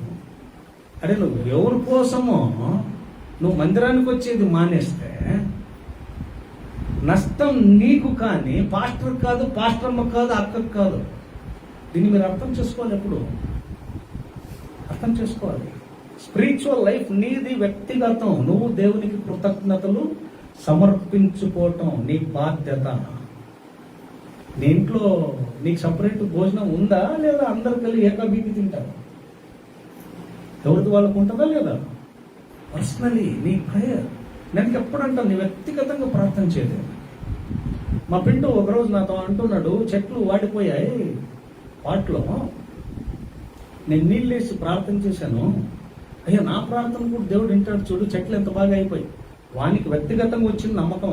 వాడు అన్నాడు, నాకు అనిపించింది ఓకే, వీనికి కూడా ఇలా టెస్ట్ చేస్తున్నాడా వీడ, ప్రార్థన చేసి నీళ్ళు వేస్తే అవుతుందా? మీరు కూడా చాలా మంది పిల్లలకి నేర్పాలి ఇది. వాళ్ళ ప్రేయర్లో వాళ్ళకి సత్తా ఉందని తెలియాలి. అందరూ చూత పాషధర నిలుచుకొని మీరు చేస్తేనే బాగుపడతాం. మరి మీరు సొంతంగా ఇప్పుడు బాగుపడేది. అవును, పిచ్చుక కూడా చిన్నప్పుడు తినిపిస్తుంది, తర్వాత ఒక ఆత్మీయ జీవితాన్ని జీవించే మనం మందిరానికి ఎందుకు రావాలి? చూడండి, వాక్యం ఎంత బాగా మాట్లాడుతుంది, చదవండి. నీ మందిరము ఒక సమృద్ధి వలన వారు సంతృప్తి నొందుచున్నారు. మందిరంలో ఏముంది? ఎలాగైతే ఆనందం ఉంది. ప్రతి ఆదివారం తప్పనిసరిగా మీరు ఎక్కడికి రావాలి? నువ్వెంత తిరిగినా, ఎక్కడెక్కడ షికారులు చేసినా, ఇక్కడ దొరికే సమాధానం వేరెక్కడ దొరకడానికి సాధ్యం కాదండి. మీరు ఎంత పెద్ద పెద్ద 5 స్టార్ హోటల్కి వెళ్ళినా, స్విమ్మింగ్ పూల్లో ఎగిరినా, సెంట్రల్ ఏసీలో ఉన్నా, ఫ్యామిలీ అంతా కలిసి ఈరోజు ఆదివారం బస్ పెట్టుకో బళ్ళారికి వెళ్ళి పుల్లలతో పుచ్చుకొని నీకు ఆయనకు నువ్వు గోబీలు తినిపించుకొని సెల్ఫీలు కొట్టుకొని వచ్చిన నెవర్ ఆ సంతోషం కాదు. మళ్ళీ ఆయన సన్నిధిలో గడిపే సమయం నీకేం కలుగజేస్తుందంట? సంతృప్తిని కలగజేస్తుంది. ఎంత చక్కగా రాశాడు దావీదు సామాన్య వ్యక్తి కాదండి, రాజు. ఇజ్రాయెల్ దేశానికి రాజు. మందిరంలో ఏం గడుపుతున్నాడు? సమయాన్ని గడుపుతున్నాడు. ఎంతమంది కింగ్స్ ఉన్నారు ఇక్కడ? ఎంతమంది రాజులు ఉన్నారు? చాలా బిజీ పాస్టర్ గారు. నేను ఒక్క నిమిషం కూడా నాకు తాళింపు పెట్టడానికి కూడా టైం లేదు. అలాగే అందుకే బ్యాళ్ళు పప్పు అలాగే నోట్లు వేసుకుంటాం మేము. టైమే లేదు మాకు. ఉన్నారు అలా అయితే అన్నం కూడా ఉడికించే టైం లేదు పాస్టర్ గారు. అలాగే బియ్యం వేసుకుని నీళ్ళు వేసుకుంటాం. చాలా బిజీ మనం. అలాంటి పరిస్థితి మనకు లేదు. మాకు తెలుసు అలా తింటే మనం బాగుపడమని. వాక్యం శ్రేష్టమైంది. ఆయన సన్నిధికి మనం రావాలి. ఆయన సన్నిధిలో ఏముందంట? సంతోషము. ఆయన సన్నిధిలో సంతృప్తి ఉంది. ఆయన సన్నిధికి రావాలి మనం. నేను ఈరోజు చెప్పిన కొంచెం మీ కష్టం అనిపించవచ్చు, కానీ ఇంటికి వెళ్ళి మీ గుండె మీద చేయి పెట్టుకొని ప్రార్థన చేసుకోండి. అవును కదా, ఈ వారమంతా నన్ను కాపాడాడే. ఈ వారమంతా ఆయనకి ఎంత కృతజ్ఞత చెప్పినా తక్కువే కదా. చూడండి, 2025 సంవత్సరం చూడక ఎంతోమంది చచ్చిపోయారు. మేము ఇంకా ఉన్నాం. దేవుడికి థాంక్స్ చెప్పాలో లేదండి? హల్లెలూయా. ఎంతో మంది తల్లిదండ్రులు ఇంకా బ్రతికే ఉన్నారు కదా. ఉన్నారా లేదా? చాలా మందికి తల్లిదండ్రులు కోల్పోయిన వాళ్ళు ఉన్నారు. మాకు అక్కడ ఉంది కదా. దేవునికి స్తోత్రం చెప్పాలి. నీ తల్లిని చూస్తున్నావా? నీ తండ్రిని చూస్తున్నావా? దేవునికి స్తోత్రం చెప్పు. నీ అక్క చెల్లెలను చూస్తున్నావా? స్తోత్రం చెప్పు. నువ్వు కుటుంబాన్ని కలిగి ఉన్నావా? దేవునికి స్తోత్రం చెప్పు. ఎంతో మంది వరద వచ్చి విజయవాడలో కుటుంబాలు పోగొట్టుకున్నారు. అనాథలైపోయారు. ఎందుకు చెప్తున్నాను ఈ మాటలు తెలుసా? సార్ ఎక్కడో జరిగింది అనొద్దు. రేపు ఇక్కడే జరగచ్చు, కానీ నీకు జరగకూడదనే తపన నాది. దేవునికి స్తోత్రం. బైబిల్ చెప్తుంది ఆయన మందిరంలో ఏముంది? సంతృప్తి ఉంది. ఆయన సన్నిధిలో మనం రావాలి. ఆనంద ప్రవాహం ఉంటుందంటే ఇక్కడ. అందులో త్రాగేవాడు ఎలా ఉంటాడంట? ఆనంద ప్రవాహంలో ఏం చేస్తాడంట దేవుడు? త్రాగించడం. ఇంకొక వచనం చూద్దాం, దీనికి సంబంధించింది. 65వ కీర్తన 4వ వచనం. The book of Psalms chapter 65 verse 4. 65వ కీర్తన 4వ వచనం. చూడండి, నీ ఆవరణములో నివసించున్నట్లు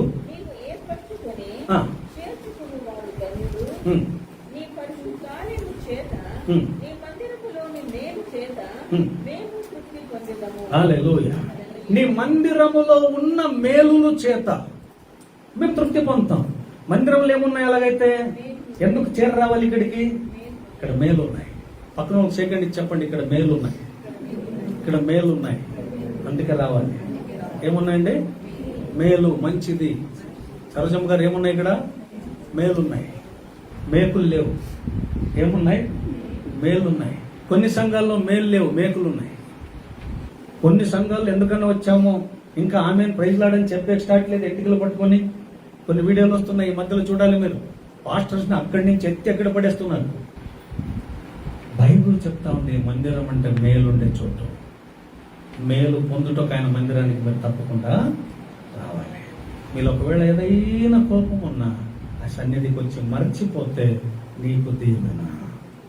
దాన్ని అలాగే పెట్టుకొని నువ్వు ఇంకా అదే మాయ రోగంలో సేకండీయకుండా నువ్వు అలాగే ఉన్నావు. ఇంచేపు చేసిందంటే ఎట్లో చింతపండు గడిగినట్టే. అర్థమవుతుందంటే కొంతమంది భలే ఆరాధన చేసి బాగా పాటలు పాడి అన్నీ చేసి మళ్ళీ అదే మాయ రోగము పోయేటప్పుడు చెయ్యి సేకండీయమంటే ఆ ఆత్మీయత ఉండదు. మళ్ళీ వెళ్ళిపోయిన సైతాన్ని మళ్ళీ ఒంట్లో వేసుకొని మన ఇంటికి వెళ్ళిపోయింది. ఆలోచించండి ఒకసారి. ఎదుటిన్నోడు సైతానైనా పర్లే, నువ్వెందుకు దేవుని బిడ్డ అవ్వకూడదు? వాడు సైతానని వీడు కూడా ఏమవుతున్నాడు అంటే వాళ్ళతో పాటు. ఏమండి? వాళ్ళతో పాటు వీళ్ళు ఏమవుతున్నారంట? సైతాన్లా. అందుకే బైబిల్ చెప్తుంది ఎదుట ఉన్నోడు శత్రువు అయిన బైబిల్ చెప్తుంది శత్రువుని ఏం చేయండి? శత్రువుని ప్రేమించండి. మీ ప్రేమ ఎలా ఉండాలంట? నిష్కపటముగా. మీ ప్రేమ ఎలా ఉండాలంట? నిష్కపటముగా. ఎదుట ఉన్నోడు నిన్ను చంపుతానంటే కూడా నువ్వు మాత్రం నేను నిన్ను చంపననే ప్రేమతోనే ప్రేమించాలి. అది క్రీస్తు ప్రేమ.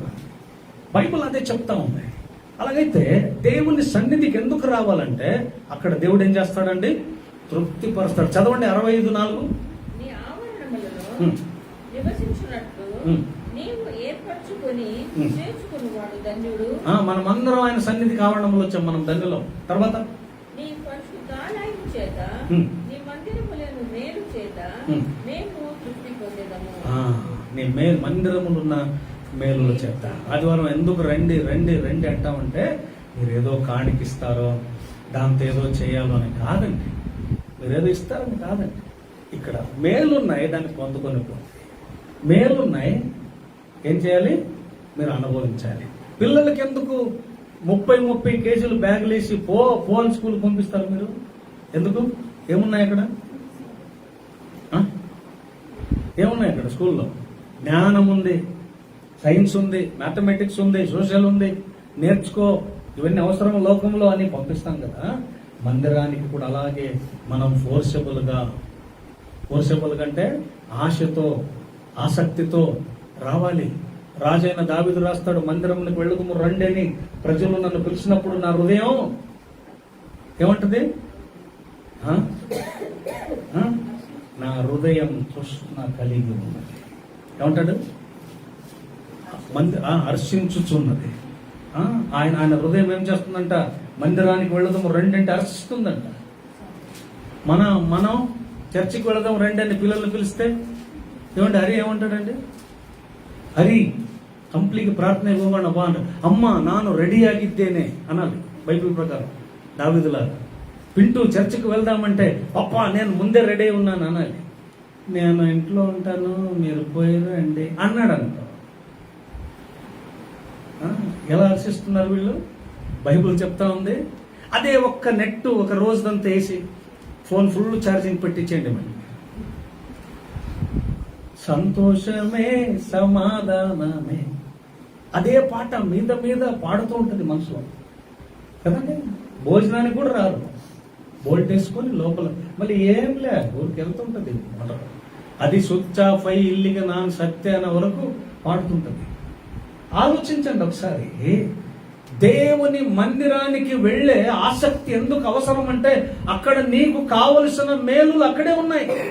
ఆ వారం నీ కన్నీరు ఆయనకు తెలుసు, ఆ వారం నీ అప్పులు ఆయనకు తెలుసు, ఆ వారం నీ అవమానం ఆయనకు తెలుసు, ఆ వారం నీ రోగం ఆయనకు తెలుసు. కాబట్టి ఆయన మందిరానికి నువ్వు వస్తే ఆయన నిన్ను ఆదరిస్తాడు, బలపరుస్తాడు, తల్లిలా నిన్ను చూసుకుంటాడు. ఒక తల్లి పుట్టింటికి వస్తే ఎంత బాగా నిన్ను చూసుకుంటుందో 70 మంది తల్లుల కనికరం ఉన్న యేసయ్య మందిరములో నిన్ను కౌగులించుకొని చూస్తాడు. నీ బాధలన్నిటికీ వాక్యము ద్వారా జవాబు చెప్తాడు. అందుకే మందిరానికి రావాలి. హల్లెలూయా. చాలా మందికి దీనికి ఇది అనుభవం తెలియదు కాబట్టే ఇంట్లో కూర్చుంటే ఎందుకంటాను కాணிక ఉన్ని లేకపోయినా రా, నీకు ఛార్జింగ్ లేకపోతే ఆటోకు లేదా అడుగు. నువ్వు ఆత్మీయ తండ్రి కాబట్టి మీ నాన్న అడిగినట్టు అడుగు, నాకు లేవు రోజు ఇవ్వమని ఇప్పించుకొని వెళ్ళు తొందరలా. అది సంఘం. నువ్వు తప్పనిసరిగా రావాలి. మీ నాన్న అడిగి ఫోన్పేలో వేయించుకొని హాస్టల్ నుంచి ఇంటికి వస్తావా రావా? ఏమండి, హాస్టల్లో ఉన్న కూతురు ఫోన్పేలో వేసుకొని తండ్రి ఇంటికి వస్తుందా? ఎలా వస్తుంది? ಏನ್ ಪಾಸ್ಟ್ ಆಡಕೂಡದ ತಪ್ಪೇಮನ್ನ ఉందా? ಅಯ್ಯೋ ನಾವೇ ಕೊಡ್ಬೇಕ್ರಿ ನಿಮ್ಗೆ, ಬರೀ ಅದಕ್ಕೆ ಇಸ್ಕೊಂಡೇ ಕಲ್ತಾಳ ಅಂತ ಕೊಡೋದು ಕಲ್ತಿಲ್ಲ. ಹೌದಾ? ಯಾರು ಕಲ್ಸಾರು? ఎవరు నేర్పించారు? వాళ్ళు ఇచ్చేది నేర్పించినారు. ఆయన కూడా తీసుకుంటే అలవాటు ఉంది, ఇప్పించుకుంటే నేర్చుకోవాలా. అందుకే ఒకటి నేను ఇస్తే వాడు ఆశ్చర్యపడు పాస్టర్ కూడా ఇస్తారన్నాడు. బాబు వాళ్ళ లైఫ్లోనే ఇప్పించుకోలేదండి, 2 సంవత్సరాల రక్షణ పొంది పాస్టర్ కాణికిచ్చిందే చూడలేదు. ఆలోచించండి ఒకసారి. అది వ్యక్తిగతం, పాస్టర్లు వాళ్ళు జవాబు చెప్తారు దేవుడు, కానీ బైబిల్ చెప్తా ఉంది. ఆ ఆదివారం నీకు రాని పరిస్థితి ఉంటే ఆత్మీయంగా ఆయన నీ తండ్రి అనుకున్నామంటే అడుగు, నోరు తెరచు. నాకు ఈ పరిస్థితి ఉంది, ఎక్కడో తీసుకొస్తాను, నాకు హెల్ప్ చేయండి. తప్పలేదు, తప్పలేదు. మా అమ్మాయి స్కూల్లో టూర్కి వెళ్తుంది, ఒక 300 తగ్గుపడింది అని వాళ్ళ దగ్గర ఇప్పించుకుంటారు, కానీ మందిరానికి ఇప్పించుకొని రావచ్చు కదా. తప్ప ఇక్కడ మేలుతో వెళ్తా ఉన్నాం, మేలుతో వెళ్తాం. దేవునికి స్తోత్రం. సిద్ధరామయ్య ఫ్రీ చేసింది దేవునికి స్తోత్రం. మీరు రోజు మందిరానికి రావడానికి మార్గమైంది. ఆ దీవెన వాళ్ళకి రాకుండా ఉంటాయంటారా? రావంటారా? స్టార్టింగ్లోనే చాలా మంది ఆటోళ్ళు ఎక్కడికి వెళ్ళారు? ధర్మస్థలానికి వెళ్ళి అన్నారు, మేము వెళ్ళి ఫస్ట్ కాయ కొట్టించింది ఆయన పేరు మీద, ఎందుకు ఫ్రీ చేశాడు. మరి ప్రతి ఆదివారం మీరు కృతజ్ఞత చెప్తున్నారా? ప్రభువా నాకు ఈ మార్గమున్న ఇచ్చావు కదా, నీకు స్తోత్రం చెప్పారా? మనస్పెట్టి ఫ్రీ అయ్యారు మీరు? దేవునికి ఏం చెప్పాలి? మేము డబ్బు ఇచ్చి కూడా రాడు పట్టుకొని నిలవాలి. మా పరిస్థితి మొగోళ్ళు ನಾವು ಚಾರ್ಜಿ ಕೊಟ್ಟು ಕೂಡ ರಾಡ್ ಇಟ್ಕೊಂಡು ನಿಂತಿರ್ಬೇಕು ಬಸ್ ಸ್ಟ್ಯಾಂಡ್. ಅಕ್ಕ ಬಂದ್ರೆ ಎದ್ದೊಳಗು ಪ್ರಿಯರಿಗೆ ಮೊದಲನೇ ಸ್ಥಾನ. ಹಣ್ಣು ತಿನ್ನೋದ್ರಲ್ಲೂ సీట్ನಲ್ಲಿ బైబిల్ చెప్తా ఉంది. ఇంకా డ్రైవర్ సీట్ కూడా ఇంకా కొద్ది రోజులు ఆగిపోయి అవుద్ది, ఏం తొందర లేదు. ఇంకా కొద్ది రోజుల్లో మొగళ్ళు బస్సులు కూడా స్టార్ట్ అవ్వచ్చు తట్టుకోలేక. అర్థమైందండి? అడుగుతున్నారు ఆల్రెడీ. మొన్న ఒకటి అడుగుతున్నారు, మొగళ్ళకు ఒక సపరేట్ బస్ చేయండి సార్, తట్టుకోలేకపోతున్నాం మేము అని. అస్సలు సీట్ వదలట్లేదంట వాళ్ళు. కొంచెం మేము తగులుతాయంటారు. మళ్ళీ తగులుకుంటే ఎలా ఉండాలమ్మా, ఇంతమంది మీరే అయిపోయారంటే కూడా లేదు, అంతే తగులుకుండా నువ్వు నిలుచుకోవాలంటారంట. అందుకే మొగళ్ళకు ఒక సపరేట్ బస్ చేయండి సార్ అని ఆందోళన కూడా మొదలు పెడుతున్నారు. చూడండి, బైబిల్ చెప్తుంది ఆయన మందిరంలో సమృద్ధి ఉంది. తప్పనిసరిగా ఆయన మందిరానికి వచ్చి మేలును పొందుకొని ఇంటికి వెళ్ళాలి. ఆ వారం నువ్వు పొందిన మేలు నీ అన్ని విషయాల్లో దేవుడు జయాన్లో ఏం చేస్తాడు? నడిపిస్తాడు. అందుకే ఆయన మందిరానికి రావాలి. డబ్బు లేకపోయినా ఆటదు, తొందరలో నువ్వు మందిరంలో కనపరచుకోవాలి. హాస్టల్లో ఉన్న అమ్మాయి అంటది, ఆదివారం రావాలని ఉన్నాను డాడీ, కానీ ఛార్జీకి డబ్బులు లేవు కదమ్మా, చెప్పాలి లేదా, ఫోన్ పే ఉంది కదా. ఈ ఆదివారం నువ్వు రాకపోతే ఇంట్లో ఎలా ఉంది చూడు. వారం రాకుండా ఉంటే వీళ్ళ పిల్లలు రోజు ఏం చేస్తారమ్మా, వీడియో కదా చేస్తారు. 2 రోజులు చేయాలి, 3వ రోజు చేసి లేదు మమ్మీ రీఛార్జ్ లేదు అన్నారమ్మా, ఏమంటారు? ఏమొస్తుందండి మీ నోటి? చెప్పాలా లేదా, మీరు ఆ పరిస్థితిలో ఉన్నారు అని మొక్కు తెలుసుకుంటారు. డాడీ లేదా, పేరు లేదా, మేము వేస్తుండే లేదా అంటదా అందా? కాకుండా మీరు కూడా అంటారా అంటారా? ఒక తల్లే ఇంత బాధ్యత కలిగి ఉంటే ఒక ఆత్మీయ సంఘం ఎంత బాధ్యత కలిగి ఉండాలి మన ఒకరి మీద ఒకరు. కావుడ ఛార్జ్ లేకుండా ఆ మందిరానికి రాలేదంటే మనందరి బాధ్యత. ఆమె కష్టాలు కొంతమందికి సమృద్ధి ఉండే, మళ్ళీ మీరు అలా అనుకోకండి. కొంతమందికి సమృద్ధి ఉంది. ఆదివారం సాయంత్రం గోబీ, చికెన్ పకోడా, బిర్యానీ అన్ని తినేంత ఉంది, కానీ వాళ్ళకు మందిరానికి రావడానికి ఏం లేదు, టైం లేదు, మనసు లేదు. అలాంటి వాళ్ళకి ఖర్చు పెట్టండి అని చెప్పట్లని. ఎవరైతే ఆత్మీయంగా వెళ్ళాలని ఆసక్తి ఉందో వాళ్ళకి ఏం చేయాలంటాడు? సహాయం చేయాలి. దేవునికి స్తోత్రం. దేవుని పరిశుద్ధ ఆలయంలో ఆయన మందిరంలో ఏమున్నాయంట? మేలుల చేత ఏం చేస్తాడు దేవుడు? తృప్తిపరుస్తాడు. ఎన్ని అయిపోయాయండి? ఇప్పుడు 6వ దానికి వెళ్దాం. 6వ దానికి నేను ముగిస్తున్నాను, సమయం చాలా అవుతా ఉంది. సామెతల గ్రంథం 12వ అధ్యాయం 14వ వచనం, జ్ఞానోక్తిಗಳ గ్రంథ 12ನೇ అధ్యాయ 14ನೇ వచనం. ఒకడు తన నోటి ఫలము చేత తృప్తిగా మేలు పొందును, ఎవని క్రియల ఫలము వానికి వచ్చును. హల్లెలూయా. ఇది చాలా జాగ్రత్త అండి. పక్కన చెప్పండి. నోటి ఫలము ఎలా రండి? బాహ్య ఫల. యా ఫల? నోటి దేవగన్నా యా ఫలము? నోటి ఫలము. మనము సీతాఫలము చూసాము, కానీ నోటి ఫలము ఏది అంటారా? ఇది అమెజాన్లో దొరుకుతుంది. ఎక్కడ దొరుకుతుందండి? నోటి ఫలం ఎక్కడ దొరుకుతుంది? నీ బాడీలోనే దొరుకుతుంది.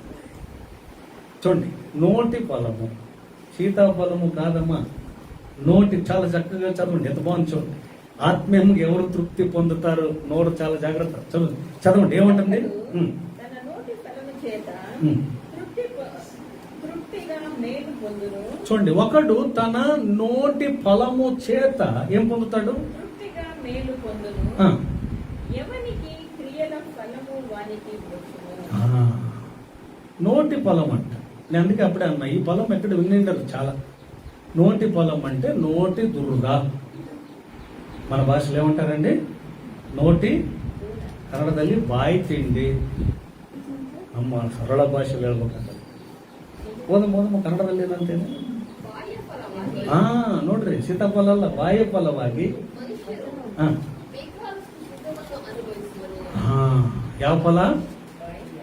ನಿನ್ನ ಬಾಯಲ್ಲಿ ಏನು ಬರಬೇಕು? ಏನು ಬರ್ಬೇಕು ನಿನ್ನ ಬಾಯಲ್ಲಿ? ಒಳ್ಳೆ ರಿಸಲ್ಟ್ ಬರ್ಬೇಕಾ ಕೆಟ್ಟದ್ದು ಬರ್ಬೇಕಾ? ఏంటి నీ నోట్లో ఏం రావాలంటే ఎప్పుడు లాస్ అంటే నీ నోటితో ఎప్పుడు లాసే నేను చేసేది, ఎప్పుడు నష్టమే నేను చేసేది అంటే నీ బతుకంతేమో. బైబిల్ చెప్తోంది, నేను చెప్పట్లా.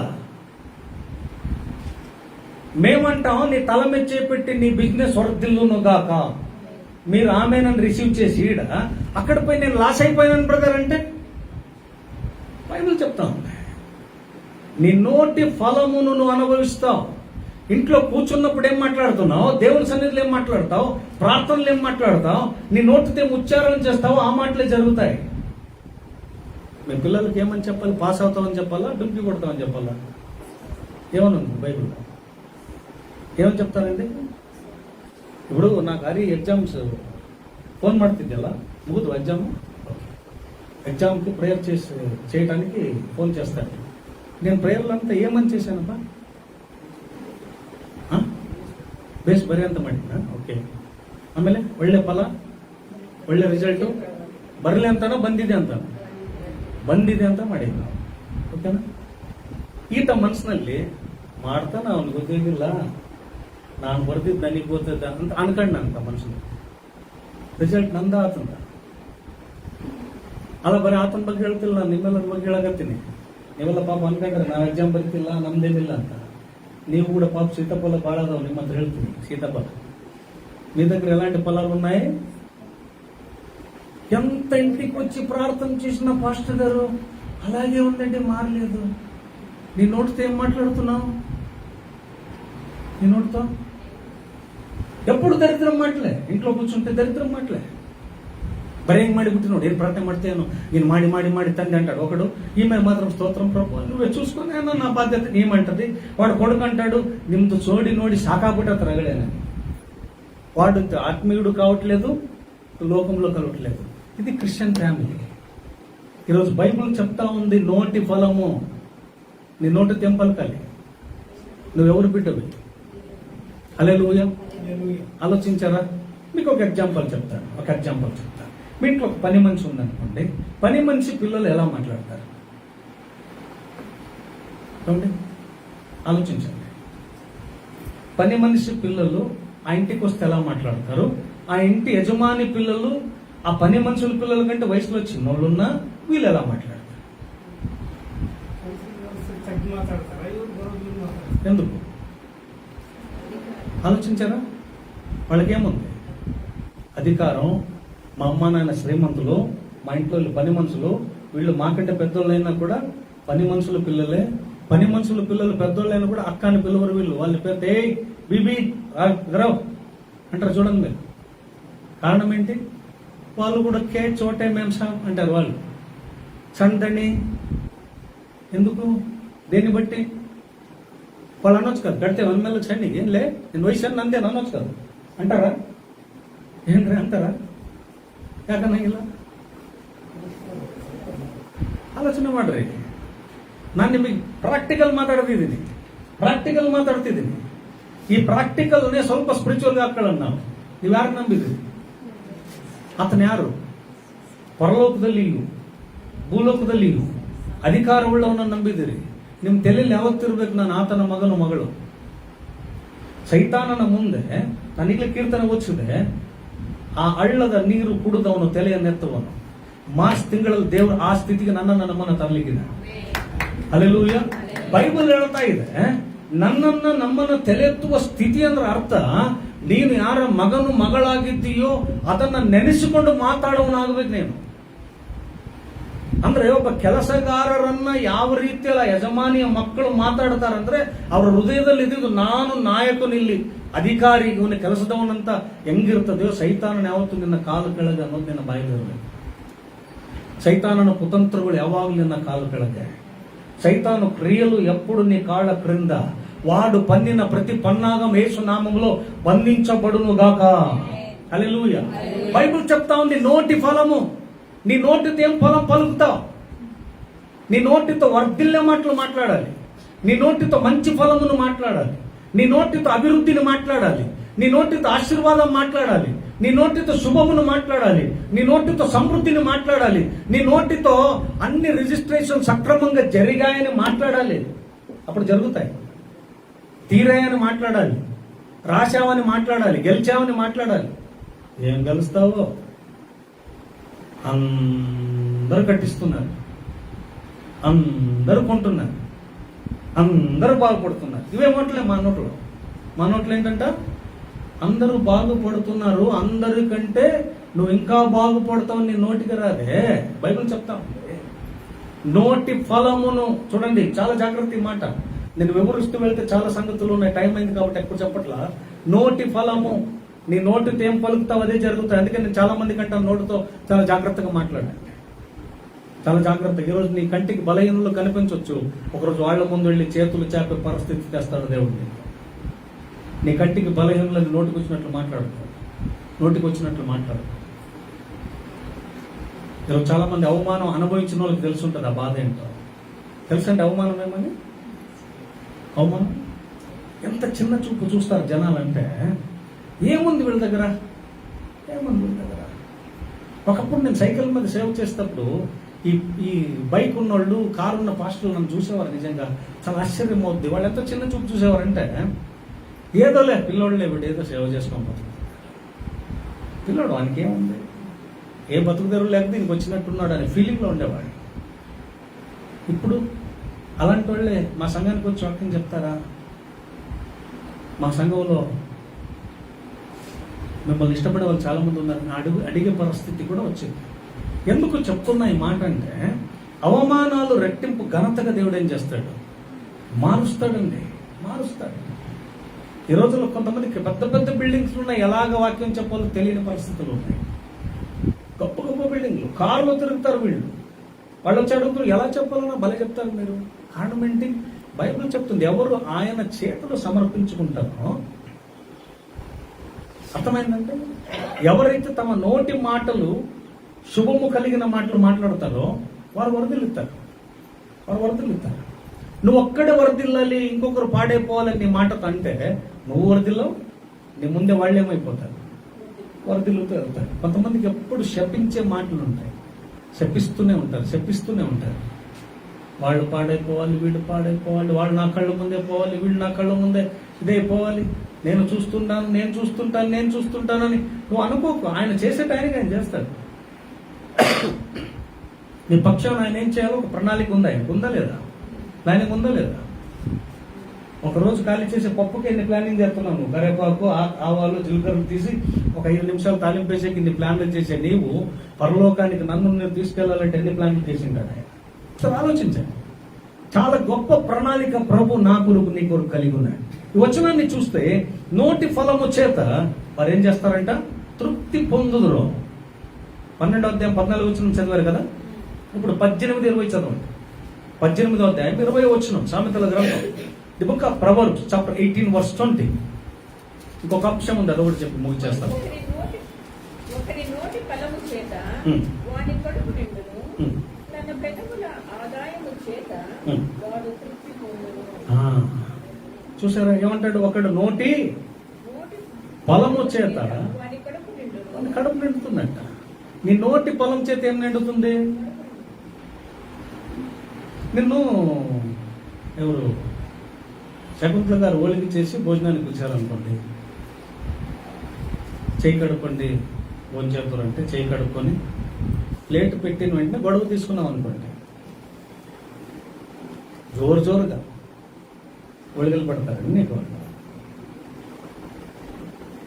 భయంకరం గొడవ అయిందనుకోండి, ఏం చేస్తుంది ఆమె?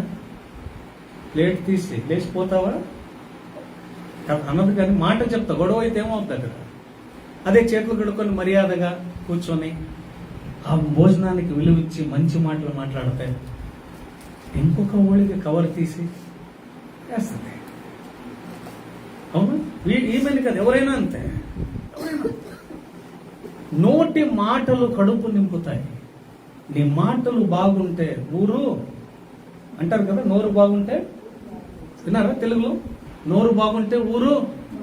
నీ నోరు బాగాలేదు, దుర్గమ్మలాగా నోట్లో గటర్ ఉంది అనుకో, ప్రతితోడు చెప్పుతూనే మొత్తుతాడు నీకు.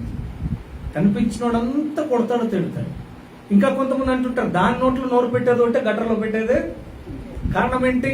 నోరు మంచిదైతే ఊరు మంచిది. దేవునికి స్తోత్రం. బైబిల్ చెప్తా ఉంది.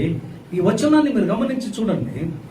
18:20 వచనం, వాని నోటి మాటల చేత వాని కడుపు నిండును. తర్వాత తన పెదవుల ఆదాయము చేత తన పెదవుల ఆదాయము చేత తృప్తి పొందును. వారు తృప్తి పొందును. వాని పెదవులతో ఏం మాట్లాడతాడు? ఏం మాట్లాడతాడండి? ఈరోజు నా పెదవులతో నేనేం మాట్లాడుతున్నాను? నన్ను దేవుడు పోషిస్తున్నాడా లేదా? ఈ మాటలు ఏమండి? ఈ మాటల నుండి పోషిస్తున్నాడు లేదా? వచ్చే వారం నుంచి పచ్చి బూతులు స్టార్ట్ చేద్దాం అనుకోండి. ఎంతమంది వస్తారండి మందిరానికి? ఎవరైనా వస్తారా? ఎవరు? వాళ్ళు అనుకుంటారు ఆ బ్రాంచ్ షాప్ ధర గెలుచుకుంటే దీనికంటే గొప్పగా దొరుకుతాయమ్మా. ఇక్కడికి ఎందుకు రావాలి ఛార్జీలు పెట్టుకొని? ఇంత చెడ్డ మాటలు ఇంత దూరం రావాలా? కీర్తన గారు ఇంటి ముందే అక్కడే సాయంత్రం కూర్చుంటే వచ్చేస్తాయి. బైబుల్ చెప్తోంది పచ్చి బూతులు ఉండటానికి మందిరానికి వచ్చే అవసరంలా. మా ఏరియాలో లేరా? మా ఇంటి చుట్టూ లేరా? గొడవ పడేవాళ్ళు లేరా? బూతులు మాట్లాడేవాళ్ళు లేరా? కానీ బైబుల్ చెప్తా ఉంది నోటి మాట కడుపు నింపుతుంది, వాని పెదవుల మాటలు ఏం చేస్తాయంట? వాడిని తృప్తిని పొందించును. నీ పెదవుల మాటలు నేను తృప్తి పొందిస్తాయి. అలాగైతే క్రీస్తునందు ప్రియ దేవుని బిడ్డలారా, మీ నోటితో శుభమునే మాట్లాడాలి. ఇంకొక వచనం ఉంది బైబిల్లో, జీవన మరణములు నాలుక వశం. నీ నాలుకతో పలికే మాటలు నువ్వు మంచిది పలుకుతే ఖచ్చితంగా నువ్వు వెళ్ళిన చోట జరుగుతాయి. మీకు చాలా మందికి ప్రశ్న ఉంటుంది, ఒకసారి ఈయన ప్రార్థన చేసి చెప్పినే జరుగుతాయి ఎలా? అంజలికి చాలాసారి ఈ క్వశ్చన్ వస్తుంది. అది ఉంది మా ఇంట్లో. ಪ್ರಾರ್ಥನೆ చేసి చెప్పింది జరుగుతుంది ఎలా? ಪ್ರಾರ್ಥನೆ ಮಾಡಿ ತಿಳಿದ ನಡೀತೈತಿ ಹೆಂಗ್ ನಡೀತೈತಿ? ಕ್ವಶನ್ ಐತೆ ನನಗೆ ಭಾಳ ಸರಿ. ಹೆಂಗ್ ನಡೀತಂದ್ರೆ ಹಿಂಗೆ ಅಲ್ಲಿಂದ ಇನ್ನೊಂದು ಉದ್ಯೋಗ ಸಿಗುತ್ತೆ ಅಂತ ನನಗೆ ಮೊದಲೇ ಹೇಳಿದ್ರಪ್ಪ. ಪುನೀತ್ ಹೇಳಿದ್ರ? ನನಗೆ ಮೊದಲೇ ಹೇಳಿದ್ರ? ಇಲ್ಲ, ಇನ್ನೊಂದು ಸಿಗುತ್ತೆ ಇಷ್ಟರಲ್ಲಿ ಅಂತ ಹೇಳಿದ್ದೆ. ಟ್ರಾನ್ಸ್ಫರ್ ಒಬ್ರಿಗೆ ಆಗುತ್ತೆ ಅಂತ ಹೇಳಿದ್ದೆ, ಇಬ್ಬರಿಗೆ ಆಗಲ್ಲ. ನಾನು ಸುಳ್ಳು ಹೇಳಲ್ಲ. ನ್ಯಾಲಿಗಿಂದ ಏನು ಹೇಳ್ತೀವೋ ಅದು ನಡೆಯುತ್ತೆ. బైబిల్ ಹೇಳ್ತಾರೆ నీ నాలుకతో పలికే మాట జరుగును. ఇంకొక మాట ఉంది బైబిల్లో, తన సేవకులకు తెలియకుండా యెహోవా ఏ పనియు చెయ్యడు అని ఉంది. హల్లెలూయా. ఆయన ఖచ్చితంగా తెలుపుతాడు. ప్రార్థన చేసి మోకాళ్ళతో ఉంటే అన్నిటినీ దేవుడు నెరవేరుస్తాడు. ఓకే, ఇప్పుడు వీళ్ళు చిన్న చిన్న ప్రోగ్రామ్ ఏదో చేయాలనుకున్నారు కదా, దాన్ని పెద్దదిగా దేవుడు చేయబోతున్నాడు. హల్లెలూయా. ఓకే, నేను ప్రేయర్ చేస్తూ ఉన్నా మొన్నటి నుంచి. దేవుడు గొప్పగా దాన్ని చేస్తానంటాడు. దేవునికి అసాధ్యమైంది ఏది లేదండి. చివరికి ఒక మాట చెప్పి నేను ముగిస్తాను. ఏడోదిగా చూసి ముగించేద్దాం. 91వ కీర్తన 15-16 వచనం. 99ನೇ ಕೀರ್ತನೆ 15-16 ವಚನ. ಅವನು ನನಗೆ ಮುರಿಡುವಾಗ ಸದುತ್ತರವನ್ನು ದಯಪಾಲಿಸುವೆನು. ಇಕ್ಕಟ್ಟಿನಲ್ಲಿ ಹತ್ತಿರವಿದ್ದು ಅವನನ್ನು ತಪ್ಪಿಸಿ ಘನಪಡಿಸುವೆನು. ఓకే ఓకే, దేవునికి స్తోత్రం. మొరపెట్టు వారిని దేవుడు ఏం చేస్తాడంట? దీర్ఘాయుషు చేత తృప్తిపరుస్తాడు. చదవండి ఒకసారి 91వ కీర్తన 15-16. అతడు నాకు మొరపెట్టగా నేను అతనికి ఉత్తరమిచ్చేదను. శ్రమలో నేను అతనికి తోడయించెదను. అతన్ని విడిపించి అతన్ని గొప్ప చేసేదను. నేను గాయం చేత అతన్ని తృప్తిపరిచెదను. ఈ రెండు వచనాలు ఎన్ని లోతైన సంగతులు ఉన్నాయంటే సాయంత్రం వరకు చెప్పొచ్చు. బోధన సాయంత్రం వరకు చెప్పొచ్చు. అన్ని సంగతులు ఈ 2 వచనాల్లో ఉన్నాయి. చూడండి 15వ వచనాలు ఏమంటాడు?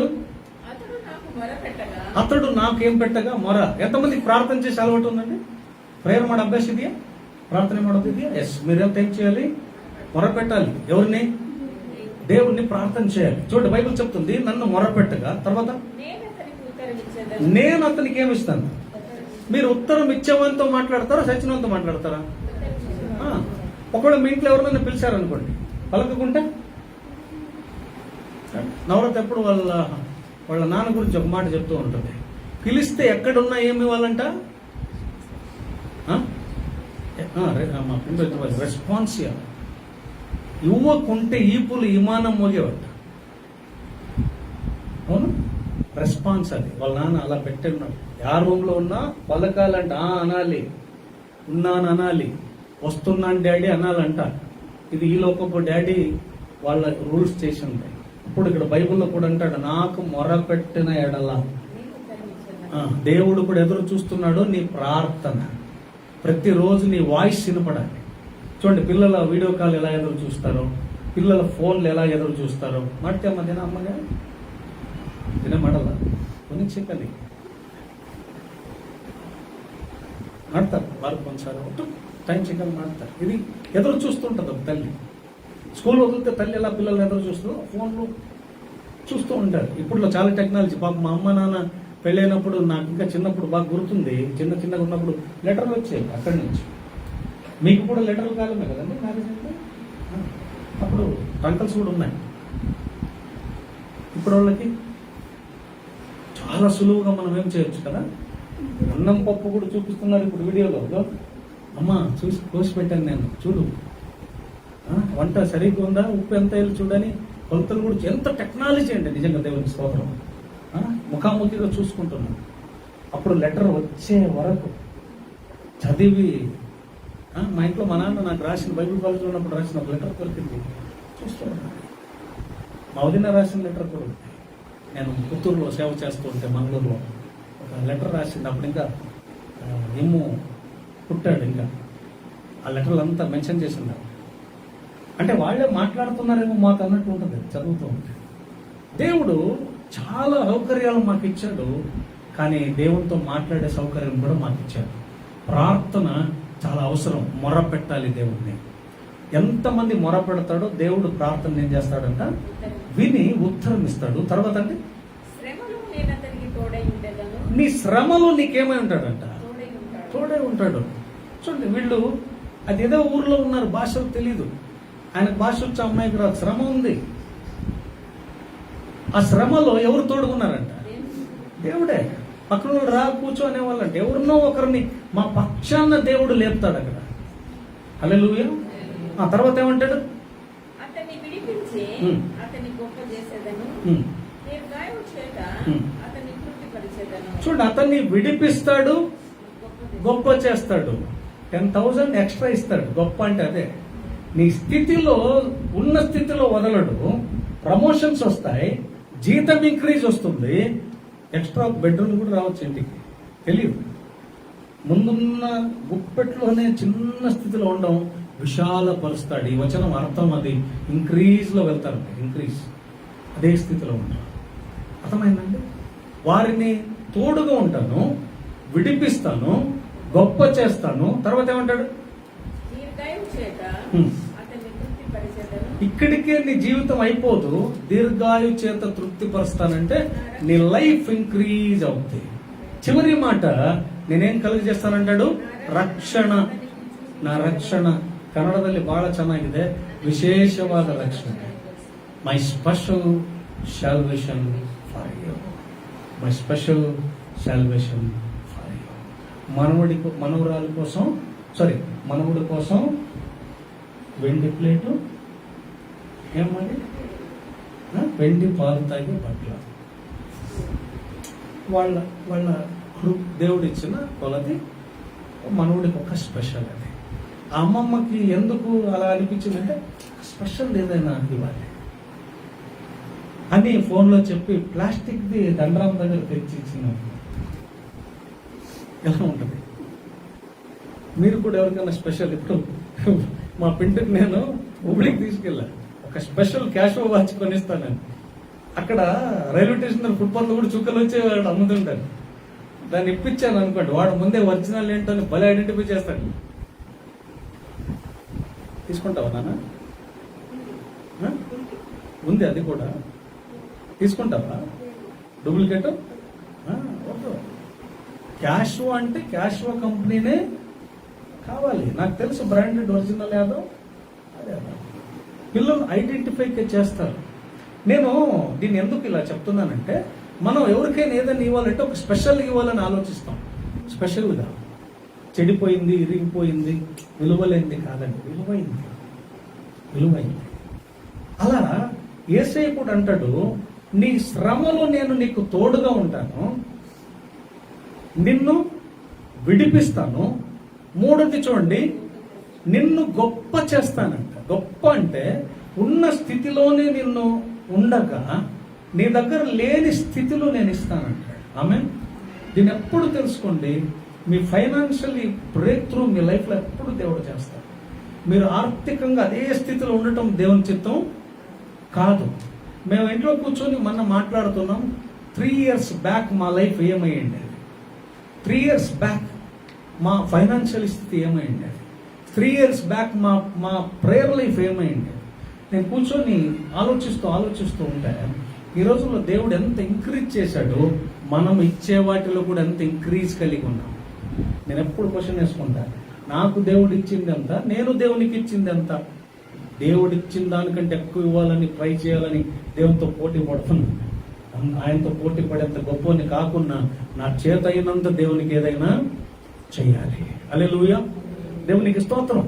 వచనం చెప్తుంది. అలాగైతే 91లో దేవుడు ఏం చేస్తాడంటే ఆశ కలిగిన ప్రాణాన్ని తృప్తిపరుస్తాడు, నీకు దీర్ఘాయుష్ ఇస్తాడండి. పక్కన చెప్పండి, నువ్వు త్వరగా చావో. చెప్పండి గట్టిగా, నువ్వు త్వరగా చావో. నేను ಬೇಗ ಸಾಯೋದಿಲ್ಲ, నేను ಸತ್ತೋರ್ ಮಣ್ಣಿಗೆ ಹೋಗೋದು. ఏంట్రప్ప ಹೋಗಿಲ್ಲ, సత్తోర్ మణికి కూడా ಹೋಗಿಲ್ಲ. నువ్వు త్వరగా చావో, నువ్వు సమాధికి వెళ్తావు, సమాధి చేయటానికి వెళ్తావు, కానీ నీకు మాత్రం సమాధి జరగదు. హల్లెలూయా. ఎందుకు?